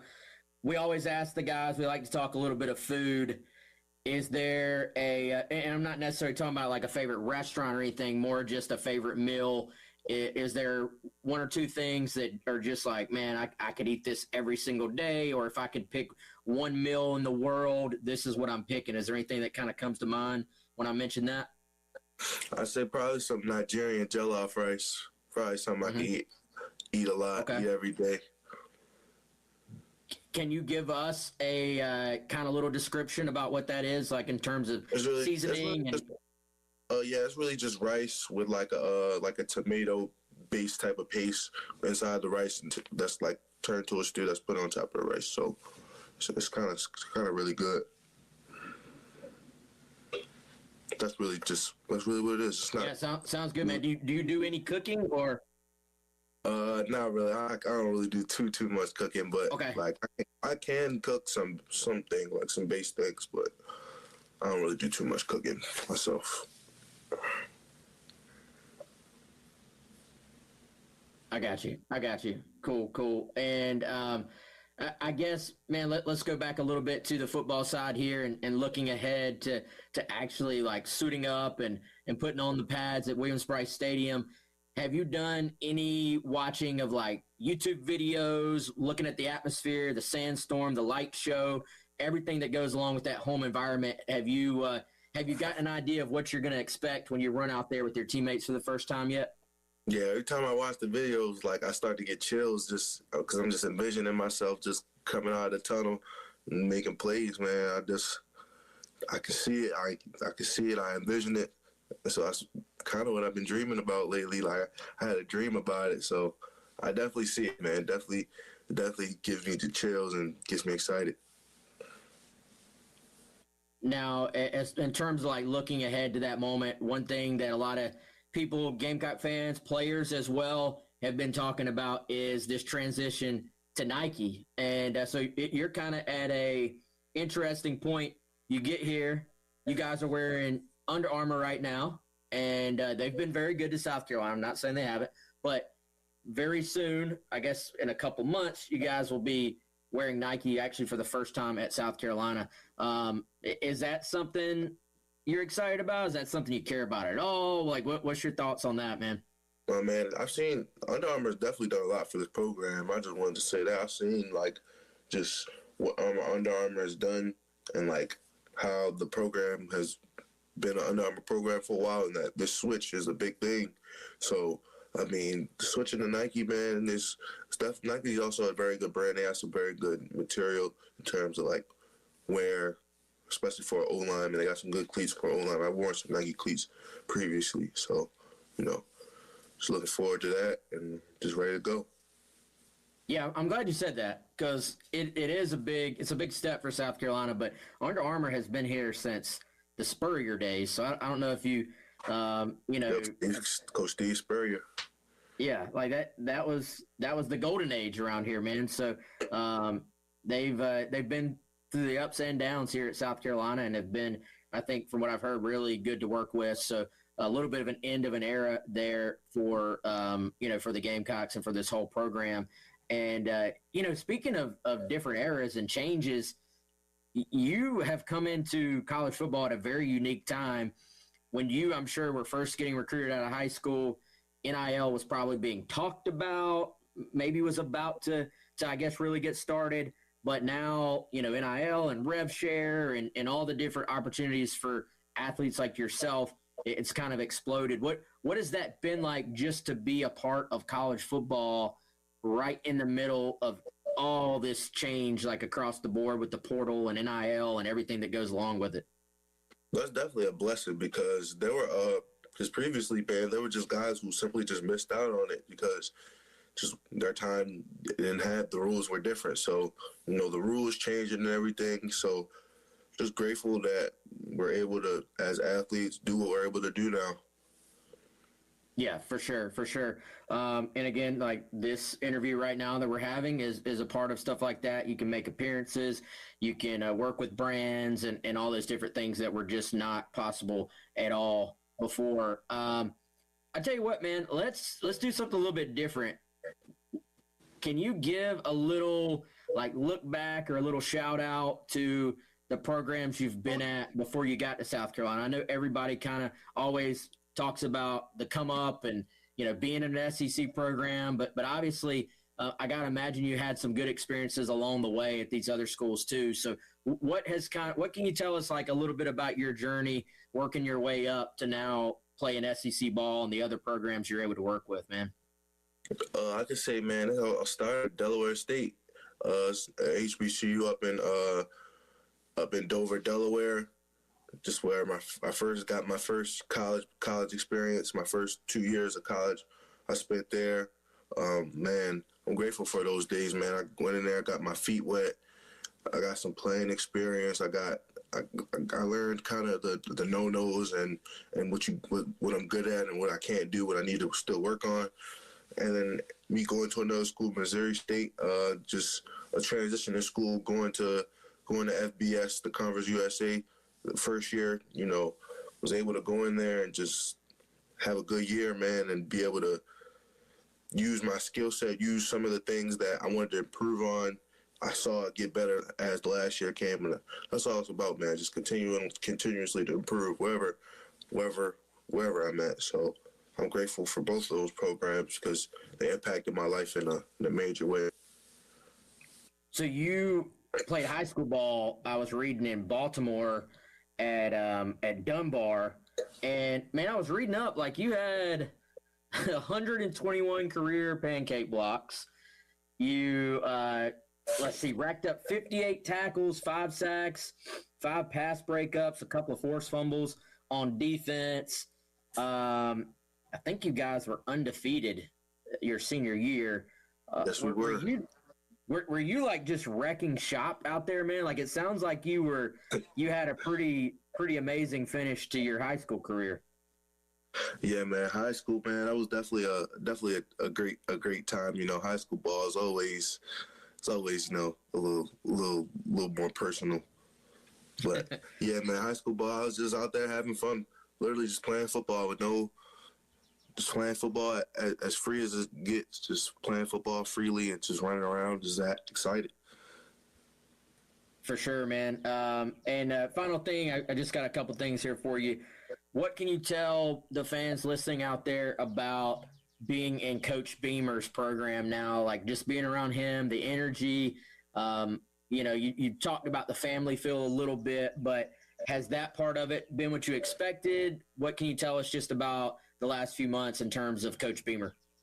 Yep, it's been exactly what I expected. Coach Beamer, you know, he's a good person. Like, he's just a good person. Like, you can tell he cares about you. It's not just you, the player. It's you personally. He cares what you are, what you do personally. You know, I've had close talks with him, and I appreciate him. All right, Abudike, we want to thank you, man, for taking the time today. I know you got a lot going on. Thank you for letting the Gamecock fans out there get to know you a little bit, and just look forward to following your career and following this next season, and wish you all the success, okay? Thank you for your time, man. Yeah, thank you as well. Thank you for having me. Yes, sir. And Gamecock fans, you can go to thegarnettrust.com if you want to support student athletes like him and the rest of his teammates. And we appreciate you guys for joining us here on the Garnet Trust Hour. I'm going to turn it back over in studio to Tyler Head there on the game. I've been Wes Mitchell. We appreciate you guys for joining us. Wow, what a play! The Game Network. Columbia, Charleston, Florence, and Myrtle Beach.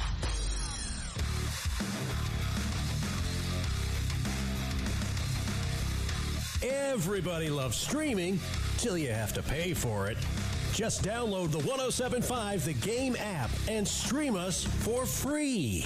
This is a Westwood One Sports Minute. The football ramifications of LA Rams star receiver Puka Nacua checking himself into rehab are pretty far-reaching. We know this is an all-in season for the Rams. Maybe Matthew Stafford's last year. Sean McVay has said Devontae Adams was dangled in trade talks, and it's been reported the Rams were in on Eagles receiver A.J. Brown. I expect the Rams to make a trade or take a receiver at 15th overall in the draft. I'm Nick Costos.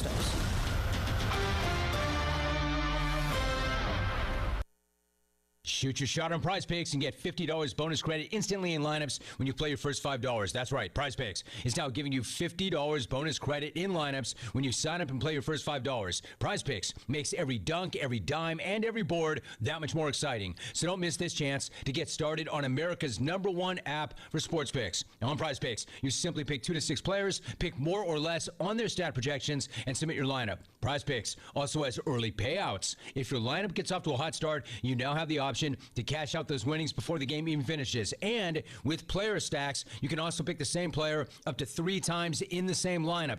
Download the Prize Picks app today, use the code ROAM, and get a $50 bonus credit instantly in lineups when you play $5. That's code ROAM on Prize Picks to get a $50 bonus credit instantly in lineups when you play $5. Win or lose, you'll get $50 in lineups just for playing. It's guaranteed. Prize Picks. It's good to be right. You do have to be present in certain states. Visit prizepicks.com for restrictions and details. I know that hiring can be challenging. You need someone to match your role perfectly.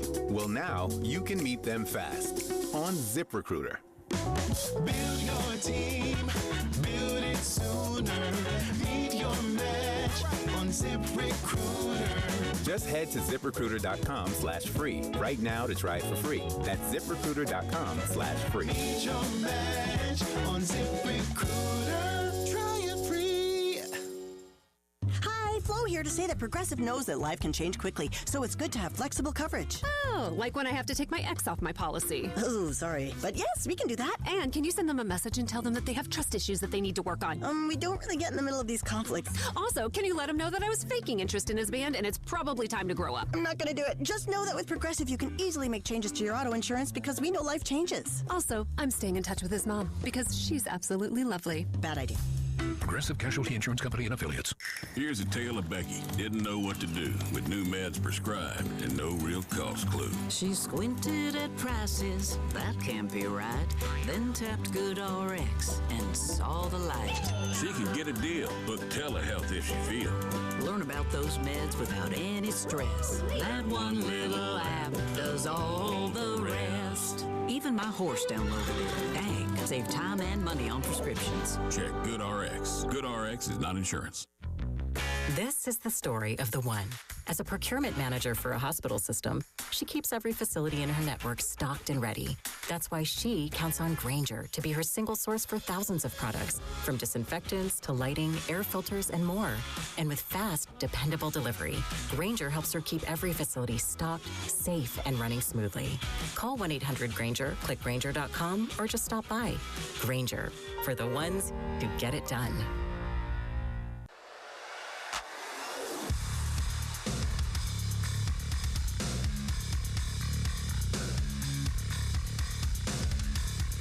The Garnet Trust Hour with Chris Clark, Wes Mitchell, and Tyler Head. Sponsored by Krantz Heating and Cooling on the Game Network and the 107.5 The Game app.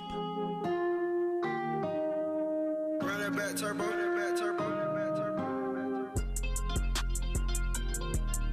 All right, welcome back in. It is the Garnet Trust Hour presented by Krantz Cooling, Heating, and Plumbing. Tyler Head, Jack Belcher, Wes Mitchell wrapping up the hour here on your Thursday on the Game. Again, appreciate, and I'm going to say it again, Ebu, dang it, I was doing good earlier, Jack. I got out of rhythm. Ebu Badike Nabugu. I think I said that right. Boo-boo. Yes, boo-boo. It's a lot easier to say that. For joining Wes with that sit-down interview there. And, of course, he's going to be a factor to see if he can find his place on that offensive line this year. So, again, appreciate him taking his time for the Garnet Trust Hour today. How do you guys feel about Easter candy? You have opinions? Yeah, I think there's certain candy that you typically have around Easter that you would not have otherwise. So, yeah, There's opinions. There's a lot of unique candies specifically to Easter. Food Network staff put out their top 6 ranking of all Easter candies. And, of course, anytime you put something like this out there, it's going to be controversial. Their number 1 selection, per the Food Network staff, was the Reese's Milk Chocolate Peanut Butter Eggs. Would we agree with that? Is that number 1? Yes, that is unequivocally my number 1. Because I'm a big Reese's guy. I'm a big peanut butter guy. I don't know if I put it number 1, though, for Easter candy. But it's like, when you think of like, because obviously Reese's has like the Christmas trees, the football eggs, like the eggs are the most iconic, I would say, of the different ones they do for like the certain holidays and whatnot. I think I'm with Tyler. Man, and I love sweets. Sure. I absolutely love sweets. I'm actually, as I've gotten older, I'm not a big candy guy. Like, if I'm gonna have sweets, I actually want like cake or cookie or pie, like an actual baked item. Yeah. Candy, the older I've gotten, the more just kind of fake sugary that candy tastes to me. But for Easter, man, I think Cadbury eggs are probably number 1 just because to me they're iconic. I'm a little bit surprised they're not the popular vote for number 1. I like the dark chocolate with the marshmallow kind of fluff in the middle. But I wouldn't expect that to be number 1. Like, I don't feel like that's the most popular one. But for me personally, that might actually be my personal number 1. Now, I will say, I think the Reese's egg has the best chocolate to peanut butter ratio of any Reese's item. Again, they do the footballs, they do the Christmas trees, but something about the egg, it's perfect, right? And, you know, even like the normal peanut butter cup with the ridges is a little more chocolate than peanut butter. I think the egg nails that perfectly. I'm with Wes. I wouldn't put it as my number 1. And this is where the controversy comes in, because the Cadbury Cream Egg did not even make the top 6. It earned honorable mention from the staff, which I cannot get on board with because it is unequivocally my number. Like, I seek this out every year because it's only available in a short window. And, like, you know, they do sell, like, Cadbury chocolate bars throughout the year, but that cream egg is something special you only get for a couple months out of the year. But yeah, I think that's why it is synonymous with Easter, because you can't get it any other time. And so not even in the I feel like, who did this? Food Network? This is the staff, not just one person. The staff apparently came to consensus on their top 6. It makes you wonder, who's the brand behind Cadbury eggs? You know off the top of your head? I don't. But now they do have the Cadbury chocolate mini eggs as number 2, which those are fine, but I think the cream egg is better, personally. Okay, so it wouldn't be. I thought maybe just they had some like a vendetta against or just, you know, like one was a sponsor and one wasn't. Yeah, and I don't know. Just for them not to be in the top 5 is. What's the rest of the top 5? So again, Reese's egg number 1, the Cadbury mini chocolate eggs number 2, Peeps number 3, controversial. The Kit Kat chocolate bunnies are number 4. I didn't know that was a thing. The Lindt milk chocolate golden bunny is number 5. And then the Sour Patch Easter bunnies are number 6. I didn't even know that was the thing either. I didn't know that was the thing either. Speaking of which, have you seen Costco sells a 10-pound chocolate bunny? I think it's like $140. Have you seen that? That doesn't surprise me. It's apparently massive and also expensive. I didn't know how expensive it would be for 10 pounds of chocolate, and I guess it's not hollow, but if I tasked you with eating that thing, how many days would it take you to eat 10 pounds of chocolate? I mean, I'm trying to think of how big it. I've only seen a pic. I think I've seen a picture of how big this thing is. So I don't know. I mean, 10 pounds is a lot of chocolate. It would probably take me, like, if I have no clock, I'm probably, like, as long as it's not like a race or anything, I could probably eat this in like a few days, probably. Well, how many is a few? That's 10 pounds of chocolate. That's 10 pounds of chocolate. I'm trying to think, like, what do you eat? I guess like a pound a day, maybe like a week. That's how many calories are in 10 pounds of chocolate? That's a great question. I think it's like, I think I saw the rough. It's like 22,000 calories. Oh, And we're talking what? In 10 days, that is literally your daily. Yeah, that's like your intake over. Yeah. So you could do it in 10 days. I don't know. And not eat anything else. Yeah. 22,650 calories. Well, you know what we're talking about, right? The Costco sells a 10-pound chocolate bunny for $140. See, that doesn't really sound appetizing to me. No. And it's probably not. And I love chocolate, but there's a diminishing return. But it's also probably not hollow either. Well, if you're eating a high amount of it in one sitting, you'd get sick of it. If you broke this up over the course of a couple of weeks, probably, I think it's manageable. Like if you did, that's a ton of calories. If you did if you did a third of a pound a day, right, and you spaced it out throughout the day, you can break it up into different pieces. Then that would end up taking you a month, but you could do it. But why would you? I don't know why you would, and they have the option to buy it. So some kid's gonna get this in their Easter basket. I guess. I think if you're buying it, it's got to be for a group or something like a group setting. I hope. Okay. Yeah, or I don't know. There's gonna be somebody on YouTube that's gonna try and eat this thing in one sitting. I have the exact calorie amount: 22,650 calories. Yeah, that's 10 days worth of your daily intake. That's insane. Well, there you go. If you want to go into a diabetic coma, Costco's got you covered. That's what Costco's for. That's right. Coming up next, Gamecock Central Takeover Hour presented by Firehouse Subs on your Thursday on the Game.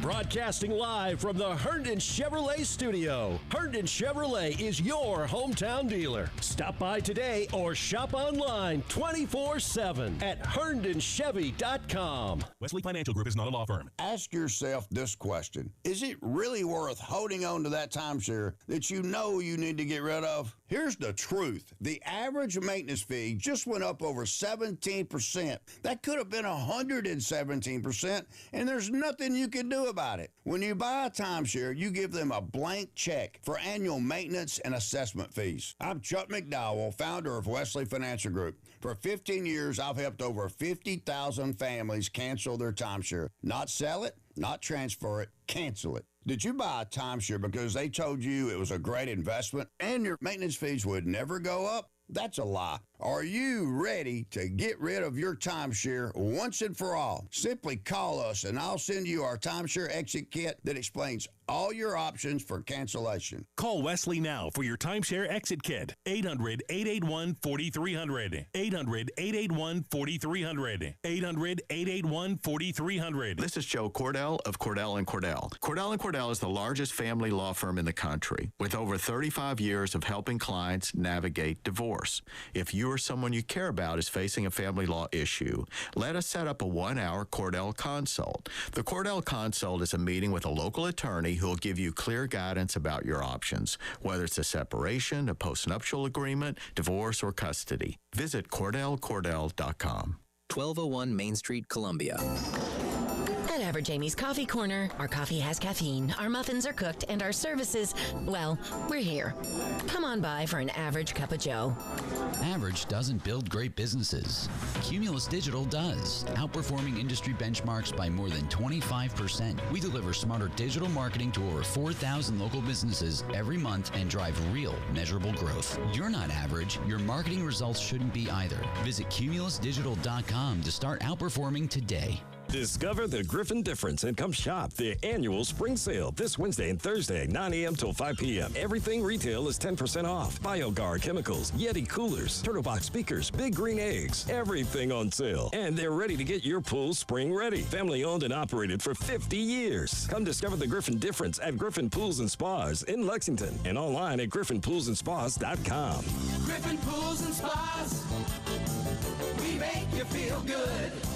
Darius Rucker is coming home to Columbia. The country music superstar and longtime Gamecock supporter will be joined by Lauren Elena to headline the Garnet and Black Spring Fest on Saturday, April 11th at Colonial Life Arena. Tickets are on sale now at Ticketmaster.com. Come out early for the free pre-concert block party, featuring a meet and greet with football student athletes, food, games for kids, and more.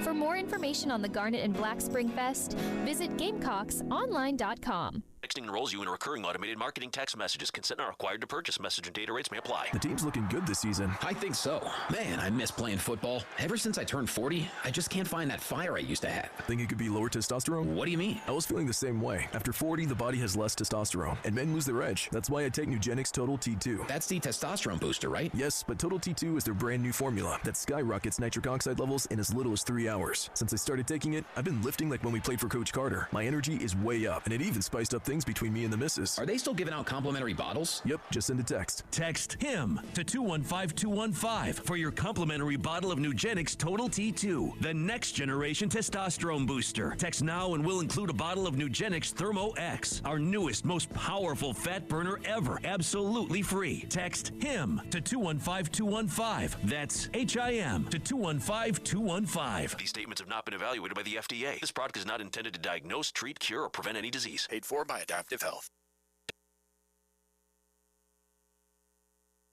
Your home for the Gamecocks. 107.5 The Game. WNKT Eastover, Columbia. A Cumulus media station. The Gamecock Central Takeover Hour with Tyler Head, along with Chris Clark and Wes Mitchell from Gamecock Central. Sponsored by Firehouse Subs. Call or text 803-404-6100 on the Game Network and on the 107.5 The Game app.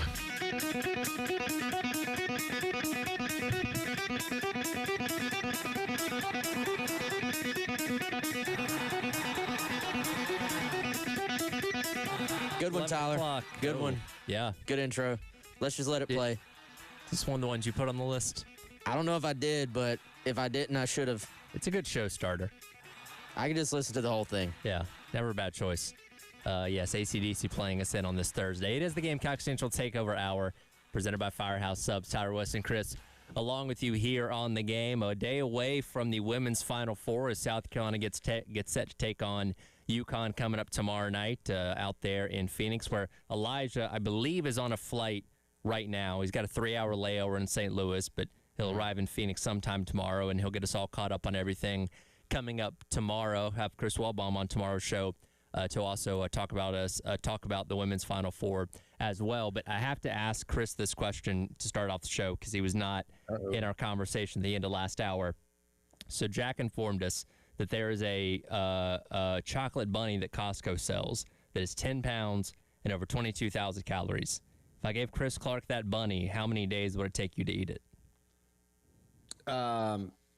0, because I probably wouldn't touch it. I actually think the chocolate bunny is one of the worst items out there. Hot take. Chris's hot take. Hates the chocolate bunny. Now, this is going to sound fun. A white chocolate bunny, I will eat some of. Okay. So you like you like the higher end chocolate. That's not even chocolate, Chris. It's called white chocolate. It's not even chocolate. That's not as bad as you remember our guy Colin Taylor? He had the worst food. We need to get him to weigh in on this. I might send him a text. Yeah. The chocolate bunny. I have a feeling he's like, I'd eat the whole thing just because that seems like something he would do in like 2 days. Colin was a big boneless wings, and I put that in quotation marks, guy. Boneless wings, of course, are not wings at all. They're chicken nuggets. Some, like a bigger version. It's fine if you like them. I don't have anything against. I like chicken nuggets a lot. But I like wings. Less messy, less work you got to do, to eat around the bone and stuff. Now, if you give me, hey, do you want wings or do you want these chicken nuggets that we call boneless wings? It's wings every single time for me. Twice on Sunday. Okay. But no, the chocolate bunny, it's the worst. There's some bad Easter candy. The chocolate bunny is okay. Pretty bad. I'm not a big fan. I just don't like you open it and then you're like, okay, I either have to like bite like the head off of this thing, it's all dense, or you have to like tear off a piece and then it's all hollow inside. It's just super weird. I don't like it. I didn't realize Chris was going to be so passionate about he's thought about bunnies. this. He's thought about this.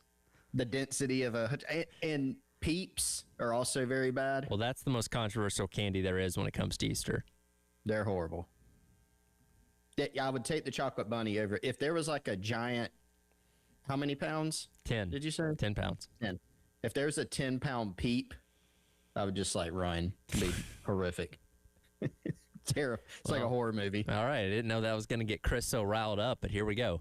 There's Chris's opinion on chocolate bunnies for the Easter holiday ahead. Of course, as I mentioned, women's Final Four coming up this weekend. Again, taking on UConn tomorrow night, where Carolina is the underdog in this matchup.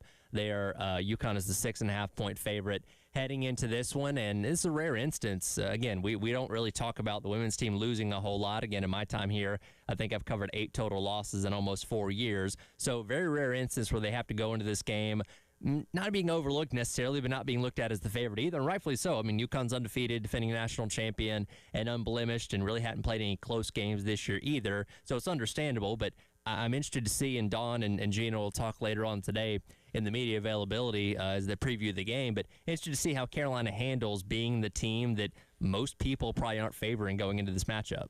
Well, guys, I saw that, I guess it was the ESPN.com writers, they all picked UConn. So a little bit of you don't really get a ton of opportunities for that type of bulletin board material if you're Dawn Staley. So maybe you take advantage there and throw this up on the locker room, the fact that all of them picked against you. And, I'll say this, though, guys. I think there's a public perception right now that UConn has been the far better team. And I'm not just comparing them to South Carolina, just like compared to college basketball, to women's college basketball, that UConn has been the better team throughout the year. I think a lot of people almost have assumed they were going to win the whole thing this year. I do think when you dive into this thing, South Carolina, they're not a 15-point underdog in this game. The line's 6.5, which I think for going up against the 38-0 team, is a line that tells us something. That's a pretty small line. And if you look at who UConn has played, yes, you only can play who is in front of you. You only can play who's on the schedule. They have not really been tested the way South Carolina has. And when they have played some of the few upper echelon teams they have played, those games have actually been pretty competitive. They've just blown out everybody else. So, it's a lot of it's going to come down to who plays up to their capability on this given day. But I'm not counting out the Gamecocks at all in this one. Like, I don't think this is just UConn shows up and gets a blowout win. Like, if South Carolina plays to their ability, they easily could end up winning this game. Matchup predictor on ESPN has it essentially 65 to 35 percentage-wise towards UConn. That's it would be an upset for South Carolina to win, but it's really not this is not South Carolina going into Athens and beating, Tyler's Georgia Bulldogs with their third-string quarterback a few years back. Like, this would be a mild upset. Remember that, Tyler? I do. I feel like Wes was trying to make you remember that a little bit. I get it. Yeah, I mean, it's real simple, I think. I totally agree with you, Wes. It is, these two teams are close, in terms of that's why they're here. They're close. Neither of them scrapped their way to some shocking, we've seen this before. Like, one of my biggest moments, growing up, I don't remember the year. I feel like probably I was in like high school, and it's like George Mason made the Final Four. These are two teams that generally everybody expected to be here. So you look at this matchup, and it's different teams, obviously, than last season and the season before that. Carolina's made this rivalry really interesting under Dawn Staley. I mean, UConn won the national championship game pretty handily last year. I was at the game in February that they won 87-58. It was never really close. Carolina had won the 4 before that, right? They had won 4 straight against UConn. I think people forget that before those 2 games last year. And if you kind of go back and look at how those games played out, it basically came down to what you said, Wes, like which team just plays better on a given night. And that is oversimplifying it because, yeah, that's how sports work, right? If one team plays better than the other. But with two teams that are this close, it's different. It's not one team is obviously way out ahead of the other, and they can play a B or C game and still eke out a win, right? That is not the case. Whoever plays an A or a B game and the other one kind of has a C performance, that's going to be the team that wins. The analytics say, if you look at ESPN analytics, they've got UConn about 65% to win. The spread is, 6.5 in favor of UConn, right? That makes sense. Like, I don't think anybody could argue and say that's absolutely ridiculous to have a 38-0 UConn team, who's the top seed winning. Like, if you pick that, I don't think anybody can argue with you. But I also think it just comes down to who plays best. Look at the games last year. That game in Columbia that I was at had great seats, and I watched UConn shoot almost 50% from three. AZ Fudd hit 6 threes. She was 6 for 10. If she has a performance like that in this game, UConn's going to be really, really hard to beat. But if she's not getting good looks and Ashlyn Shade's not getting good looks, or they're just not going down, and Tessa Johnson's out there hitting threes, and Tanaya Latson has a go-off game, and you get 10 points from McKeer, and, Okot's in there doing what she does inside, and the shots are going down, like, that's the team that's going to win, right? So I think it's just all about who's making shots, who's making plays on defense, who's getting a few extra loose balls or second chance points or defensive rebounds, who's not turning the ball over. With two teams this close, it's going to come down to those little things, and frankly, just who's making the most shots when they get good looks. And that's an interesting point that you bring up, because through the 4 games that Carolina has played so far, we've seen ups and downs from several of the key stars on this team. Again, Joyce Edwards only had 8 points in that game against Oklahoma. Follows that up with the 24-point performance against TCU the other night in the Elite Eight. Tanaya Latson had an incredible game against Oklahoma, has 3 points the other night against TCU. So it's like, okay, which of these, and it's probably going to take all hands on deck playing their best games to be able to, beat a team like UConn, who is going to step up and who can potentially pick up the slack for somebody else on the team that maybe isn't having their best night, is going to be a big key tomorrow night in getting this win. Yeah, and I think the cool thing, I've said it before about this team, is you just don't know whose night it's going to be. And they've actually done a really good job, I feel like, of kind of identifying early on, like, okay, this is her night, whoever that may be on that given night, and let's feed her. And if it's not my night, I'm going to be unselfish. And I think that's one of the best things about this group for South Carolina, is that they've been willing to let their teammates shine. I go back. I think you're going to circle anybody. I think it starts with Joyce Edwards. And, I think there was a lot. I don't know if pressure is the word, but if you go back to these two teams playing both times last year, don't y'all feel like there was just a ton of comparison of, hey, Sarah Strong was the number, depending on where you look, the number 1 recruit in the country in what was then the true freshman class. Joyce Edwards was the number 2 recruit in the country, in what was then the freshman class that was on the floor. And who's the better player? And, can Joyce Edwards match up with Sarah Strong or out-duel Sarah Strong? And, it's easy to get caught up in that and to, put too much pressure on yourself. I think if South Carolina is going to win this game, Joyce Edwards has to play well. Now, that doesn't mean that she has to go out-duel Sarah Strong individually and just put together a better stat line than her. But when this team is really going, to me, it's Joyce is scoring the basketball. She's involved in second chance points. She actually is a phenomenal passer as well, which I think for South Carolina has been huge. When defenses collapse on her and then she is able to get the ball out, it seems to set up everything else. So I circle her. Also, guys, you look at Tanaya Latson. There's a reason South Carolina added her to this roster.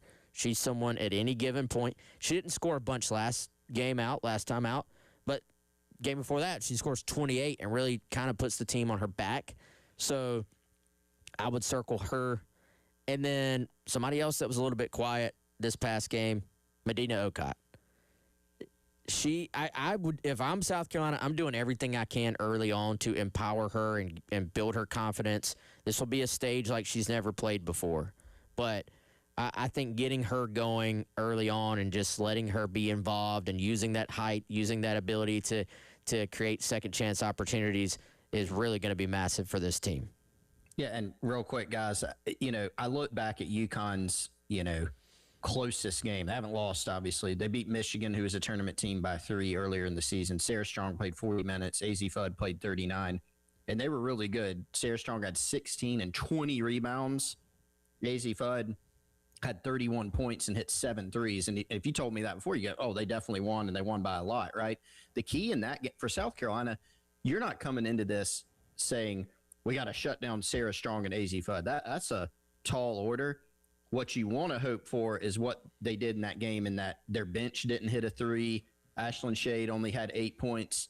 You want to kind of make those two be the only option, and then you want, if you're South Carolina, to get contributions from everybody, right? I think that's kind of your formula if you're looking for one. How does this team compare to some of the best of Dawn's tenure so far? We'll debate that coming up next. It is the Gamecock Central Takeover Hour presented by Firehouse Subs on your Thursday here on The Game. All my sports. The Game Network. 107.5 The Game in Columbia. 96.9 The Game in Charleston. 100.3 The Game in Myrtle Beach. And 100.5 The Game in Florence. This hour of in-show listening on 107.5 The Game is sponsored by QC Kinetics in West Columbia, the non-surgical regenerative orthopedic specialists of the Midlands. Request your consultation today by dialing pound 250 and use keyword QC Kinetics. Broadcasting live from the Herndon Chevrolet studio. Herndon Chevrolet is your hometown dealer. Stop by today or shop online 24/7 at herndonchevy.com. Taxes was waiting on the refund you needed yesterday. All right, your car repair is going to run about $3 grand. Now Taxes is getting back on the road with TurboTax and Credit Karma, where you can get your refund up to 5 days faster and get personalized guidance to take every dollar further. Now this is Taxes. Intuit Credit Karma with TurboTax. Deposit a federal refund into Credit Karma money account and early submission of refund data by IRS required. Terms apply. Banking services provided by MVB Bank Inc. Member FDIC. Credit Karma is not a bank. If your lawnmower sat all winter, you're running out of time to get it ready for spring.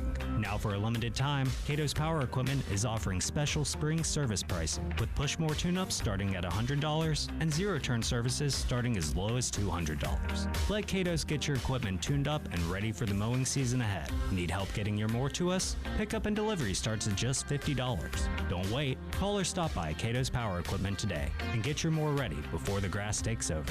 Visit CatosPowerEquipment.com.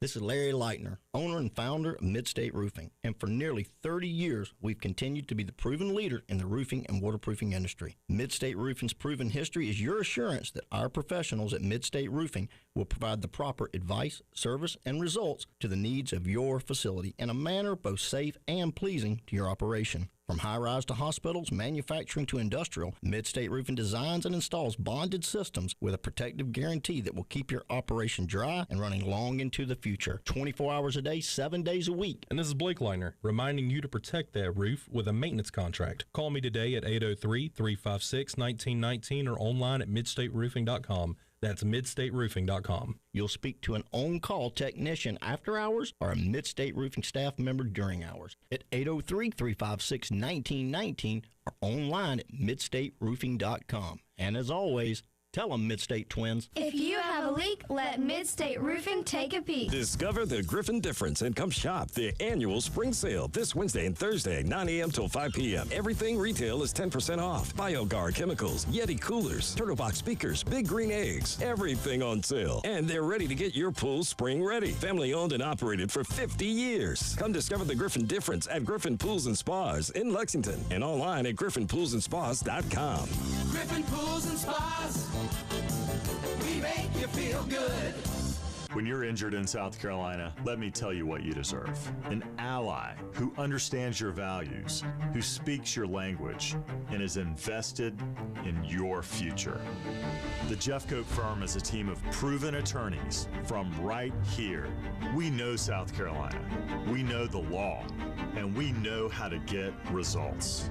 When you're injured in our state, call us because you deserve better. Responsible attorney is Michael Jeffcoat, 1333 Main Street, Columbia. Running a business means wearing multiple hats. So if you're like me, you probably started out using your personal phone, taking client calls and texts nonstop. As my business grew, I needed something smarter. That's when I switched to Quo, the #1 business phone system. Quo works right on your phone or computer. No carrying 2 phones, no clunky landline, just one easy app you can try for free. Your team can share one number and handle calls and texts together like a shared inbox. Any teammate can jump into the conversation so customers get faster responses. And Quo's AI assistant summarizes your calls and responds to customers 24/7, so you never miss a lead or opportunity. All this starts at just $15 a month. That's basically 2 coffees. You can even keep your current business phone number. Find out why 90,000 businesses trust Quo. No missed calls, no missed customers. Try Quo for free at quo.com/sports. That's quo.com/sports to try Quo free. QUO.com/SPORTS. The Gamecock Central Takeover Hour with Tyler Head,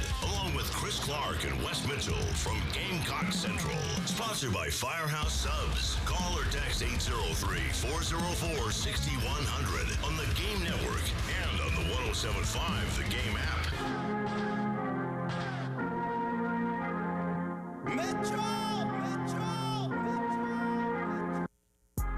Welcome back in. It is the Gamecock Central Takeover Hour presented by Firehouse Subs. Tyler, West, and Chris along with you here on your Thursday on the game. If you want to weigh in, you can give us a call at 803-404-6100 or press pound 250 and say the keyword of the game. You'll be connected to us as well. Again, women in action tomorrow night taking on UConn in the Final Four out in Phoenix. Again, Dawn Staley, no stranger to taking teams to the Final Four. She's done it plenty of times. But I want to take a look at this team and how it compares to other teams in the past, specifically teams that have won the national championship. Because if we're trying to compare all the teams that Dawn's taken to the Final Four, we'd be here all day. But kind of focusing specifically on the national championship teams from 2017, 2022, and 2024, does this team remind you at all of any of those teams in years past? And I draw a pretty quick comparison to the 2017 team, the first one that won the national championship, because again, this was a team that had several losses in the regular season, lost 4 games that year. They didn't have an entire team full of girls with, Final Four experience. There were a few that had been on the team the prior 2 years prior when they made their first Final Four, but it wasn't an entire roster that had been there and done that before, and you're kind of in the same situation here. So you have a flawed team, and you have one that top to bottom doesn't have as much Final Four experience as some teams in years past. Anything, compare-wise to any of those national championship teams for y'all?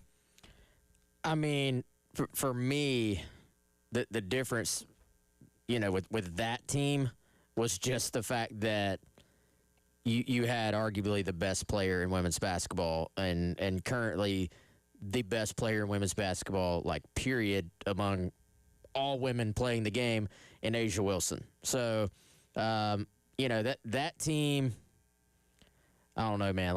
That team was just different. So they had Asia. She was at kind of the peak of her career, and she would have been a junior that year. And South Carolina, that was really when they kind of, I would say, leaned into the portal or leaned into transfers for the first time and go out and they add Kayla Davis, they add Alicia Gray, and that team was kind of like, all right, who can we put around Asia in order to go win a championship? And then they did. I think, and Chris, you correct me, man, or maybe give us one of the teams that stands out to you. I think this team is actually a bit more balanced than that group. Certainly, even though this team isn't as deep as some of the others that South Carolina's had, probably deeper than that team. But that team was more about just, Asia is Asia, but let's upgrade around her just enough in order to go out there and win this thing. But I don't know, man. I'm trying to think.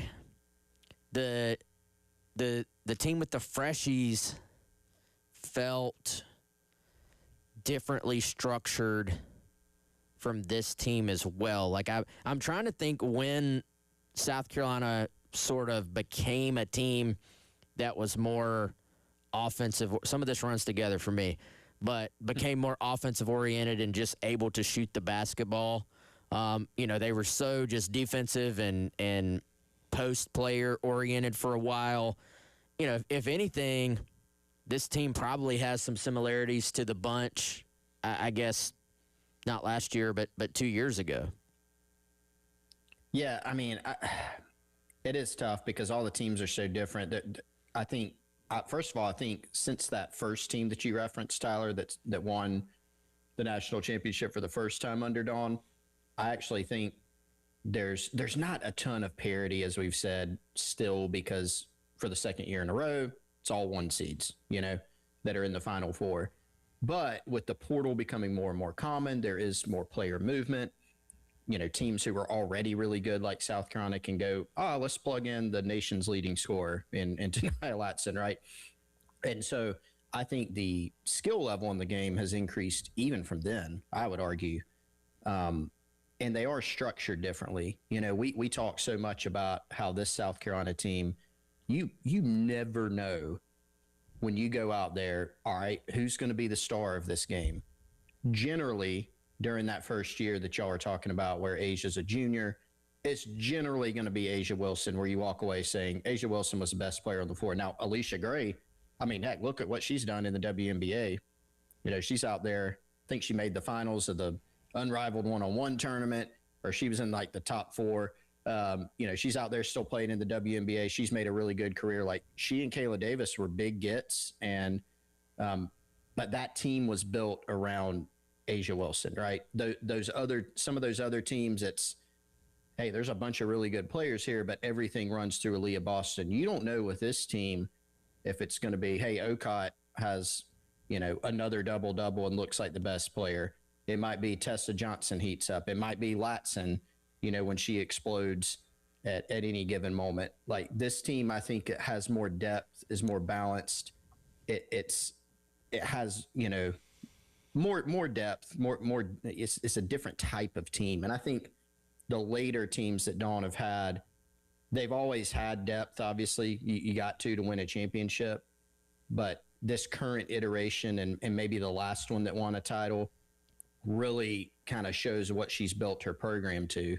Even though she's won a national championship in the past, this is more of South Carolina's going to come at you in absolute waves. So, yeah, it is hard to make like a one-to-one comparison. I think there's some similarities, but probably some differences between this team and all the other ones, right? I do agree with the notion you brought up, Tyler, that, is this one maybe a little bit more quote-unquote flawed than some of the other ones? Sure, but even some of those other past championship teams, I mean, they went to Missouri and lost an overtime game one year, still won the national championship. The year that they won with A'ja as a junior, remember Mississippi State beat UConn in the semis, and so you don't have to match up with UConn. I'm not diminishing it. It's just, it was part of it. So it is an interesting question there. Yeah, and, there is something to be said about a team that has had to look itself in the mirror a couple times this year and say, hey, we're not perfect. There's things we can work on. And, I was reading Charlie Kareem, who's the, bracketology guru for women's college basketball. And that's an area of concern that he points out about this UConn team is they haven't really been tested. They played one close game against Michigan, a 3-point win all the way back in November, but they've handled just about every other opponent. So if Carolina drags them into the deep end and this is a tight game going down the stretch, this is a team in UConn that hasn't had to be in those tight games, and Carolina has multiple times. So that could be something that could play to their advantage tomorrow night in what we expect to be a really close game. No, I think you're right. And I think this is really not a UConn team that has played the schedule that South Carolina has. It's just not. And so there is, and I'll be curious to see, does a team like UConn that's built the way they are with so many top players, does this matter? But for a lot of people, when you are the favorite and you've been expected to win and everybody's picking you, if you get into a game that's still tight towards the end, you do kind of feel the weight of that a little bit. Now the best teams are able to kind of fight through that, and it's not really a factor at all. But tensions will be high in this game if it's close like that. If you're South Carolina, you almost have to kind of reverse the script from what is the usual. You're usually the favorite. You're usually the one who has to worry about the pressure of, this is a team, guys, I've remarked about this before. If South Carolina is up by 8 late in the game, it feels like it's close. You know what I'm saying? Yeah. Like, this is a team that just expects to go out and not just win almost every game they play, but to win handily. So, frankly, for either team, South Carolina's point differential in the tournament is incredible. So, for either team, if you are in a tight game, or for either team, if you're down, that's going to be, a position you're just not really used to a ton. When TCU went up early against South Carolina in the Elite Eight, that was the first time they trailed the entire tournament. So, I think there are some just psychological dynamics to this game that will be fascinating depending on how it plays out on either side. And this is a stage, even though the two programs have been on this stage a lot, this is a stage that some of the individuals in this game have not been on. So how does that play into it as well? But if you're South Carolina, I think, guys, you got to lean into the fact I'm not the one with the pressure on me. I can just go play free and play my game and go do what I do. The pressure is all on the other sideline. Tip-off tomorrow night at 7 o'clock. Pre-game coverage starting at 6:30 on our sister station, B106.7. Again, we'll continue to preview this game tomorrow as well. But Gamecock baseball in action tonight, taking on Texas, where Monty Lee had to say yesterday about the Longhorns. Coming up next,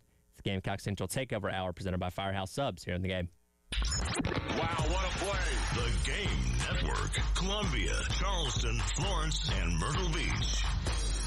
Powered by Integrated Media. The Game TV. Sponsored by Shepherd's Glass. For auto, home, and commercial glass. ShepherdsGlass.com. In Chapin and West Columbia. The Game TV. Sponsored by Shepherd's Glass. Shepherd's Glass. All right, guys, let me tell you about our friends over at Integrated Media. Like we always say, if you're in the market for pretty much anything to upgrade your home TV viewing experience, our guys at Integrated can take great care of you. 803-948-8327 or head on over to integratedmediainc.com. They've been to my house. They've been to Chris's. Let them come to yours as well and upgrade your sports viewing experience. That could be as simple as hanging the TV there in the living room, maybe hiding the wires, maybe introducing some surround sound, something like that. Or going all in with that extra room in your house, turn it into a man cave, turn it into a home theater system. They can pretty much start to finish handle every little bit, every aspect of that for you. If you want to upgrade your security and cameras and your peace of mind at your home as well and have all this running off the same tablet, they can integrate it for you. IntegratedMediaInc.com. Check them out today.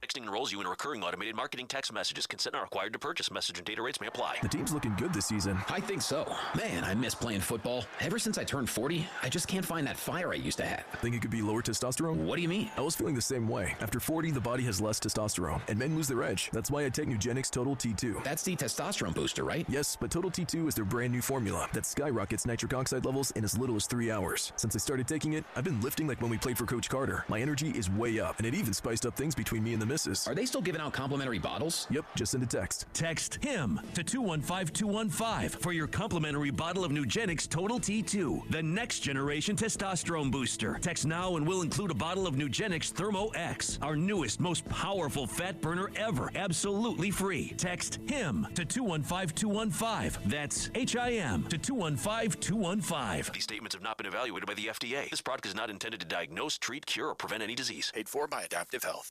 Powered by Integrated Media. The Game TV. Sponsored by Shepherd's Glass. For auto, home, and commercial glass. ShepherdsGlass.com. In Chapin and West Columbia. The Game TV. Sponsored by Shepherd's Glass. Shepherd's Glass. Learning to drive, getting married, the birth of your children. These are the life-changing events you remember your whole life. I'm Jason Reynolds. A serious injury changes your life too, in a very different way. I'm Stephen Samuels. At the Samuels Reynolds Law Firm, we get you. We can't erase the injury or change the past, but we can get you through the pain and anxiety, and help you on to a brighter future. We get South Carolina because we're true South Carolina. Samuels Reynolds. True injuries, true lawyers. 803-779-4000. Feeling lucky? Bingo! After that long, cold winter, your yard probably isn't. Faded pine straw and washed out mulch? Well, spring is here, and it's time to freshen things up. At Lucky's Pine Straw, we're your local team for full-service pine straw and mulch, trusted by your neighbors and done right. Our spring schedule's filling up fast, so give us a call at 803-360-4850. That's Lucky's Pine Straw, Luckies, where your yard gets lucky. Hey, Trip Limehouse here. Do you want to win the game of retirement? I bet so. Well, there's key components that are necessary to do just that. Think about how coaches have playbooks for the team. Hey, you're in the right place at Limehouse Financial. We will give you a retirement playbook so that you go all the way, score big, win, and enjoy the retirement of your dreams. All you need to do is dial pound 250 and use keyword retirement. Again, that's pound 250, keyword retirement. Plus tax tags and title with approved credit. Call 888-320-6359 for details. At JT's Jeep Ram, the savings are already built in. You can see for yourself online the deep discounts we offer on new Wranglers, Grand Cherokees, Rams, and more. No guessing or games, just real savings. Clearly displayed on our website. And if you've got a trade, JT is offering up to 25% more for it. JT's Jeep Ram, 378 Lexington or Greystone Boulevard. JT'sJeep.com or JT'sRam.com. Declaration of Deal Sales Event. The Gamecock Central Takeover Hour with Tyler Head, along with Chris Clark and Wes Mitchell from Gamecock Central. Sponsored by Firehouse Subs. Call or text 803-404-6100 on the Game Network and on the 107.5 The Game app.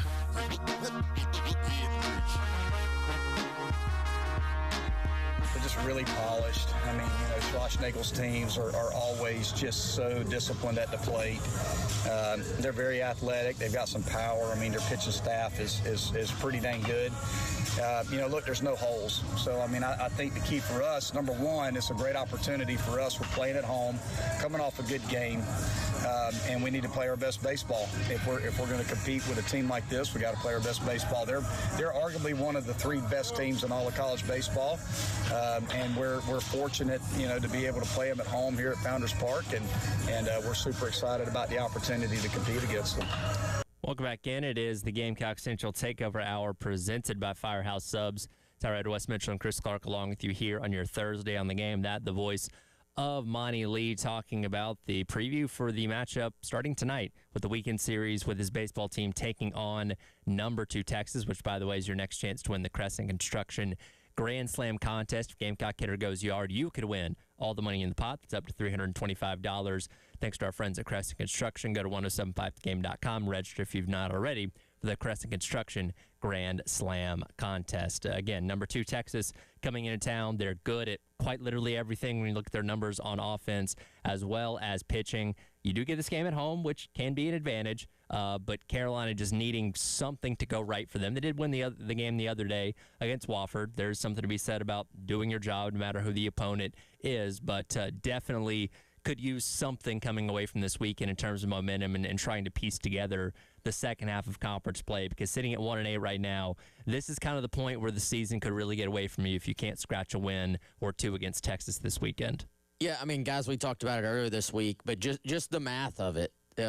You play 30 SEC games, you're 9 games in, and you only have 1 win. So the math of getting anywhere close to 500 is already against you. And now guess what? You got the number 2 team in the country just rolling into town, and you don't really. I mean, I guess you can say you have a little momentum. You took care of business for your midweek against Wofford, but you don't have that momentum in terms of conference play at all. So, I mean, I feel like unfortunately we've talked about this with a lot of South Carolina teams the last couple of years, whether it's been men's basketball the last 2 seasons or baseball now going on 2 seasons.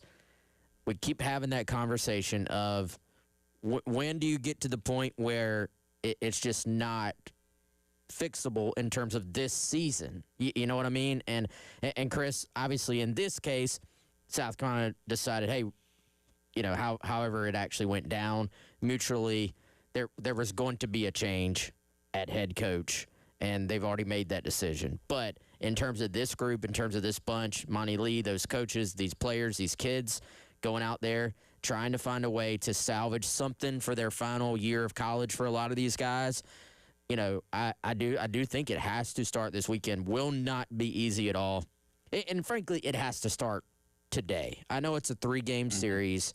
I know you can lose the first and win the second and the third, but you would be sitting there at 1-9 and just against against all odds at that point, against the number 2 team in the country. So they have to play well. They have to win tonight. And it will be interesting because I don't know the last time I've seen a pitcher start 2 games in a row in baseball.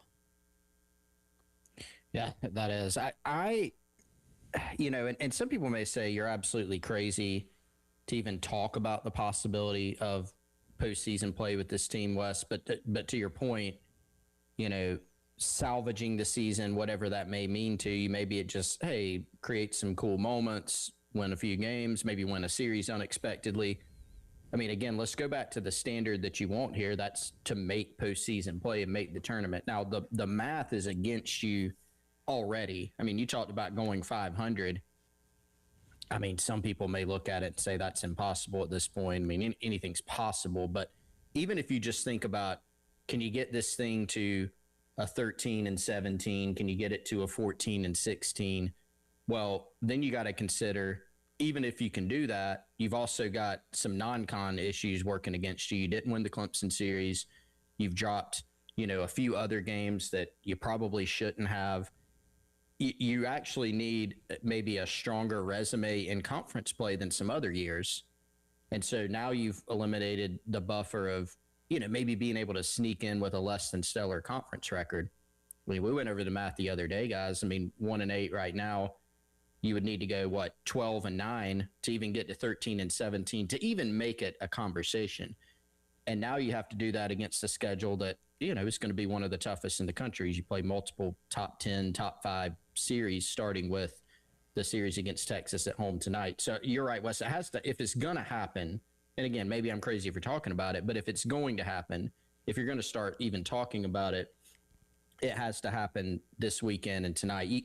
It's not anymore about, can you just steal a game? Can you tread water? You have to go actually win some series, because to make it a conversation, you have to have a winning conference record going forward. You can't be 500 in conference play anymore because you've eliminated that mathematical buffer, you know what I mean, that you have. So you got to go win some series. And if you're looking at it saying, well, the Texas series isn't the one to win, that's one of the toughest ones. I mean, it doesn't get a whole, you know, that may be the toughest one, but there's a bunch of other tough ones, you know, waiting around the corner. So you have to make something happen starting with this weekend. You have to come away with several series wins, to be quite frank, throughout the rest of the season. And as Wes mentioned, Alex Valentin going to get the second start in a row, only threw the 1 inning and 13 pitches the other night, and they're trying to keep Josh Gunther and Amp Phillips on their usual rest, so they'll pitch, you know, Friday and Saturday. It'll just be games 2 and 3 instead of games 1 and 2 as it has been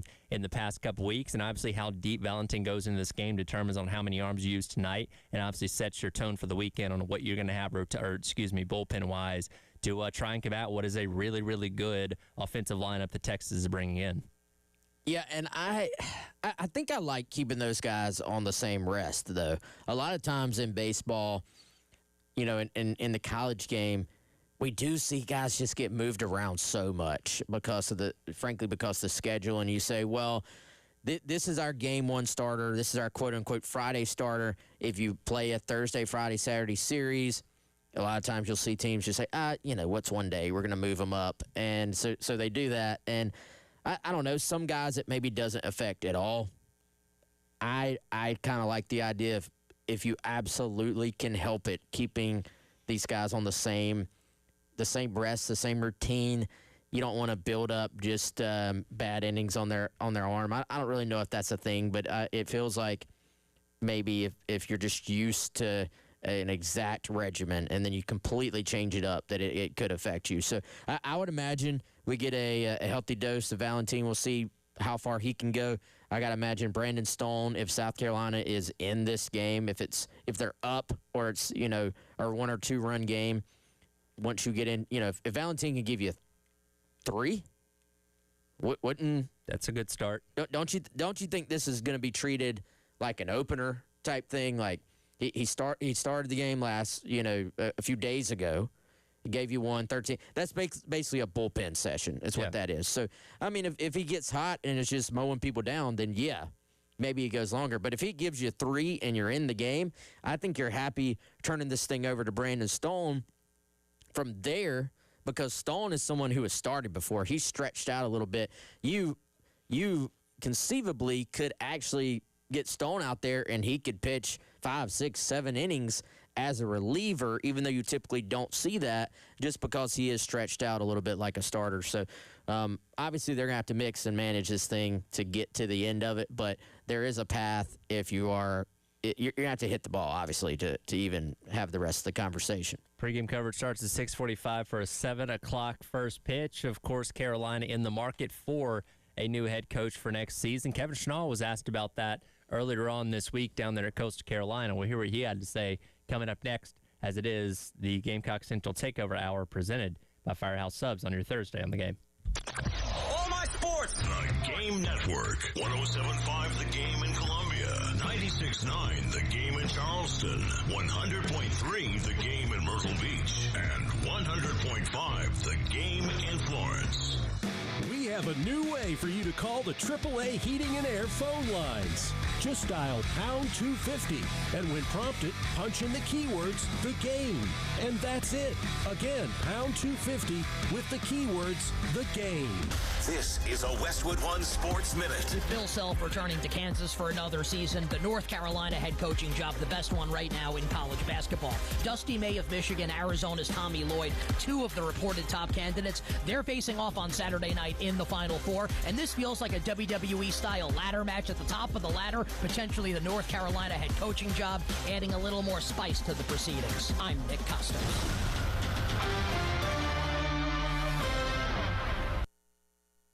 This is the story of the one. As a maintenance tech at a university, he knows ordering from multiple suppliers takes time away from keeping their arena up and running. That's why he counts on Grainger to get everything he needs, from lighting and HVAC parts to plumbing supplies, all in one place. And with fast, dependable delivery, he's stocked and ready for the next tip-off. Call 1-800-GRAINGER, click Grainger.com, or just stop by. Grainger, for the ones who get it done. Who says vaping is safer than cigarettes? Science does not support that belief. Vapes can contain a variety of chemicals, flavoring agents, cancer-causing elements, and other harmful substances. High levels of nicotine in some vapes can be more likely to lead to addiction, and chemical ingredients are not always listed accurately on vaping packages. Vaping can also damage your DNA, your heart, your lungs, and even your smile. Enough with the puff. Learn more at ul.org/vaping. Sponsored by Underwriters Laboratories. Are you drowning in IRS tax debt? I owe the IRS $37,000. Get ready for a toll-free hotline. Take advantage of new IRS tax forgiveness programs that may protect you from IRS collection agencies. They have the power to garnish your wages, put liens on your property, and levy your bank account. Civic Tax Relief can help protect you from the IRS. Civic Tax Relief basically represented me against the IRS. And by the time everything was completed, I didn't owe the IRS anything. Find out about the Fresh Start program that is now available through Civic Tax Relief. Civic Tax Relief's special tax hotline can help you discover all the relief programs available for free. I would recommend anyone who has a tax problem to contact Civic Tax Relief. Just call 800-506-5803. 800-506-5803. Don't wait. Call now. 800-506-5803. 800-506-5803. Must qualify for enrollment. Results may vary. Are you drowning in IRS tax debt? I owe the IRS $37,000. Get ready for a toll-free hotline. Take advantage of new IRS tax forgiveness programs that may protect you from IRS collection agencies. They have the power to garnish your wages, put liens on your property, and levy your bank account. Civic Tax Relief can help protect you from the IRS. Civic Tax Relief basically represented me against the IRS, and by the time everything was completed, I didn't know the IRS anything. Find out about the Fresh Start program that is now available through Civic Tax Relief. Civic Tax Relief's special tax hotline can help you discover all the relief programs available for free. I would recommend anyone who has a tax problem to contact Civic Tax Relief. Just call 800-506-5803. 800-506-5803. Don't wait. Call now. 800-506-5803. 800-506-5803. Must qualify for enrollment. Results may vary. The Gamecock Central Takeover Hour with Tyler Head, along with Chris Clark and Wes Mitchell from Gamecock Central. Sponsored by Firehouse Subs. Call or text 803-404-6100 on the Game Network and on the 107.5 The Game app.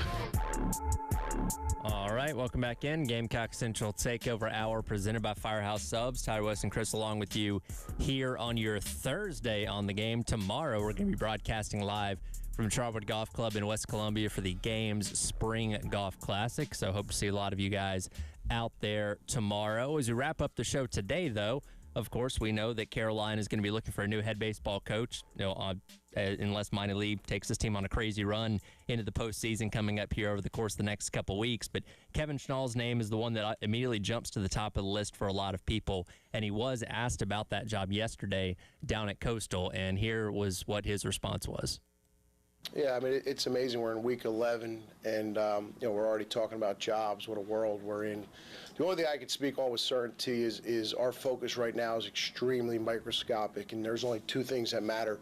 Number one, what can we do to make this team better? Number two, what can we do to make this program better? And I can assure you that there's going to be nothing that's going to distract us from our standards. There's going to be nothing that's going to distract us from our responsibility to lead these players and this team. That said, the landscape of college baseball has changed drastically in the last 2 or 3 years. And if you don't adapt and adjust to those changes, you will get ran over extremely fast. And we're very fortunate here at Coastal Carolina to have tremendous leadership. Chance Miller, our athletic director, Dr. Weinbrake, our president, Natasha Hanna, the chair of our board of trustees, the executive advisor to our president, Joe Moglia. They fully understand these changes and the requirements it takes, the commitment it takes for Coastal baseball to remain elite. They understand and recognize there are some immediate facility needs. They understand that there is more resources needed for us to remain one of the most consistent premier college baseball programs in the entire country, and we have full confidence in their leadership. Of course, nobody expected him to get up there and say, yes, I'm taking the South Carolina job, or no, I'm not taking the South Carolina job. But it's the part there at the very end that I think people are finding the most interesting, where he's saying, hey, we've done a really good job up to this point, resource-wise, Coastal Carolina. We need to continue to do that with facilities, resources, NIL, and all that kind of stuff. And it's not a threat of like, do this or I'm going, but I think a lot of people are looking at it as maybe kind of a message being sent out about, hey, if you want to keep me around here, got to make sure we're staying on the up and up, which is understandable. The best part, one of the best parts about this is the interpretations of it and the different interpretations from Coastal fans versus South Carolina fans. To hear the same exact words, oh man, he's definitely leaving. He's leaving. Or this guy's staying for sure. So this thing's going to be fun.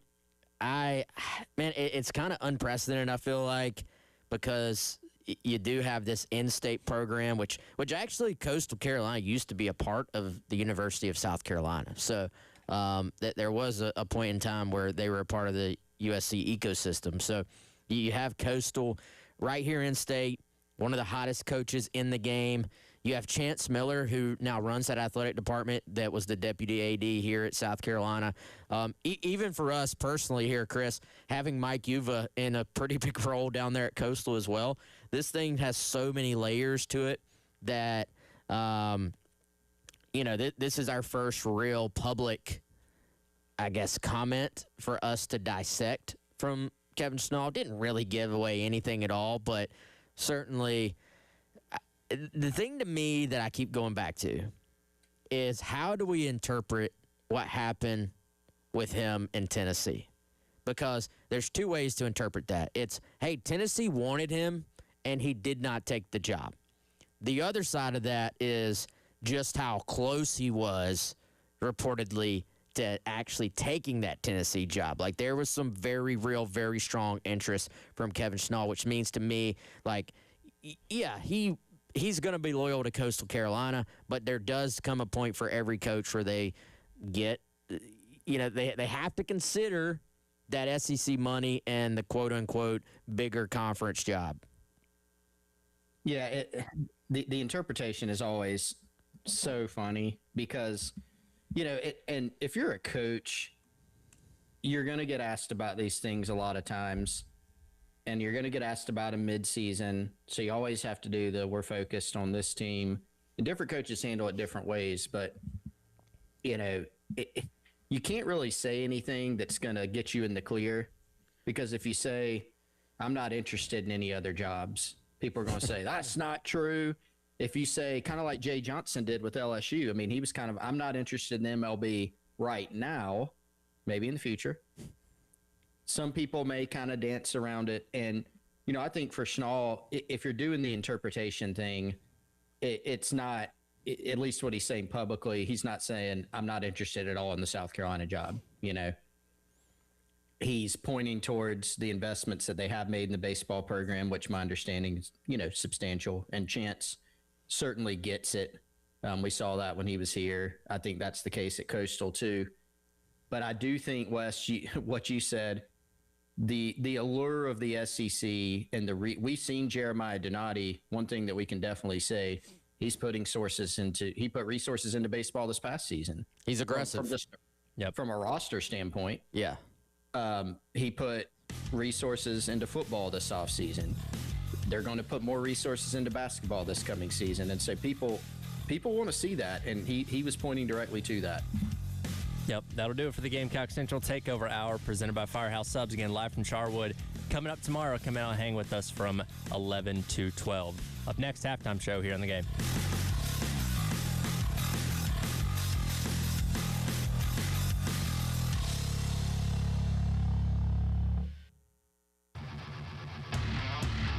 Broadcasting live from the Herndon Chevrolet studio. Herndon Chevrolet is your hometown dealer. Stop by today or shop online 24/7 at HerndonChevy.com. This is Joe Cordell of Cordell & Cordell. Cordell & Cordell is the largest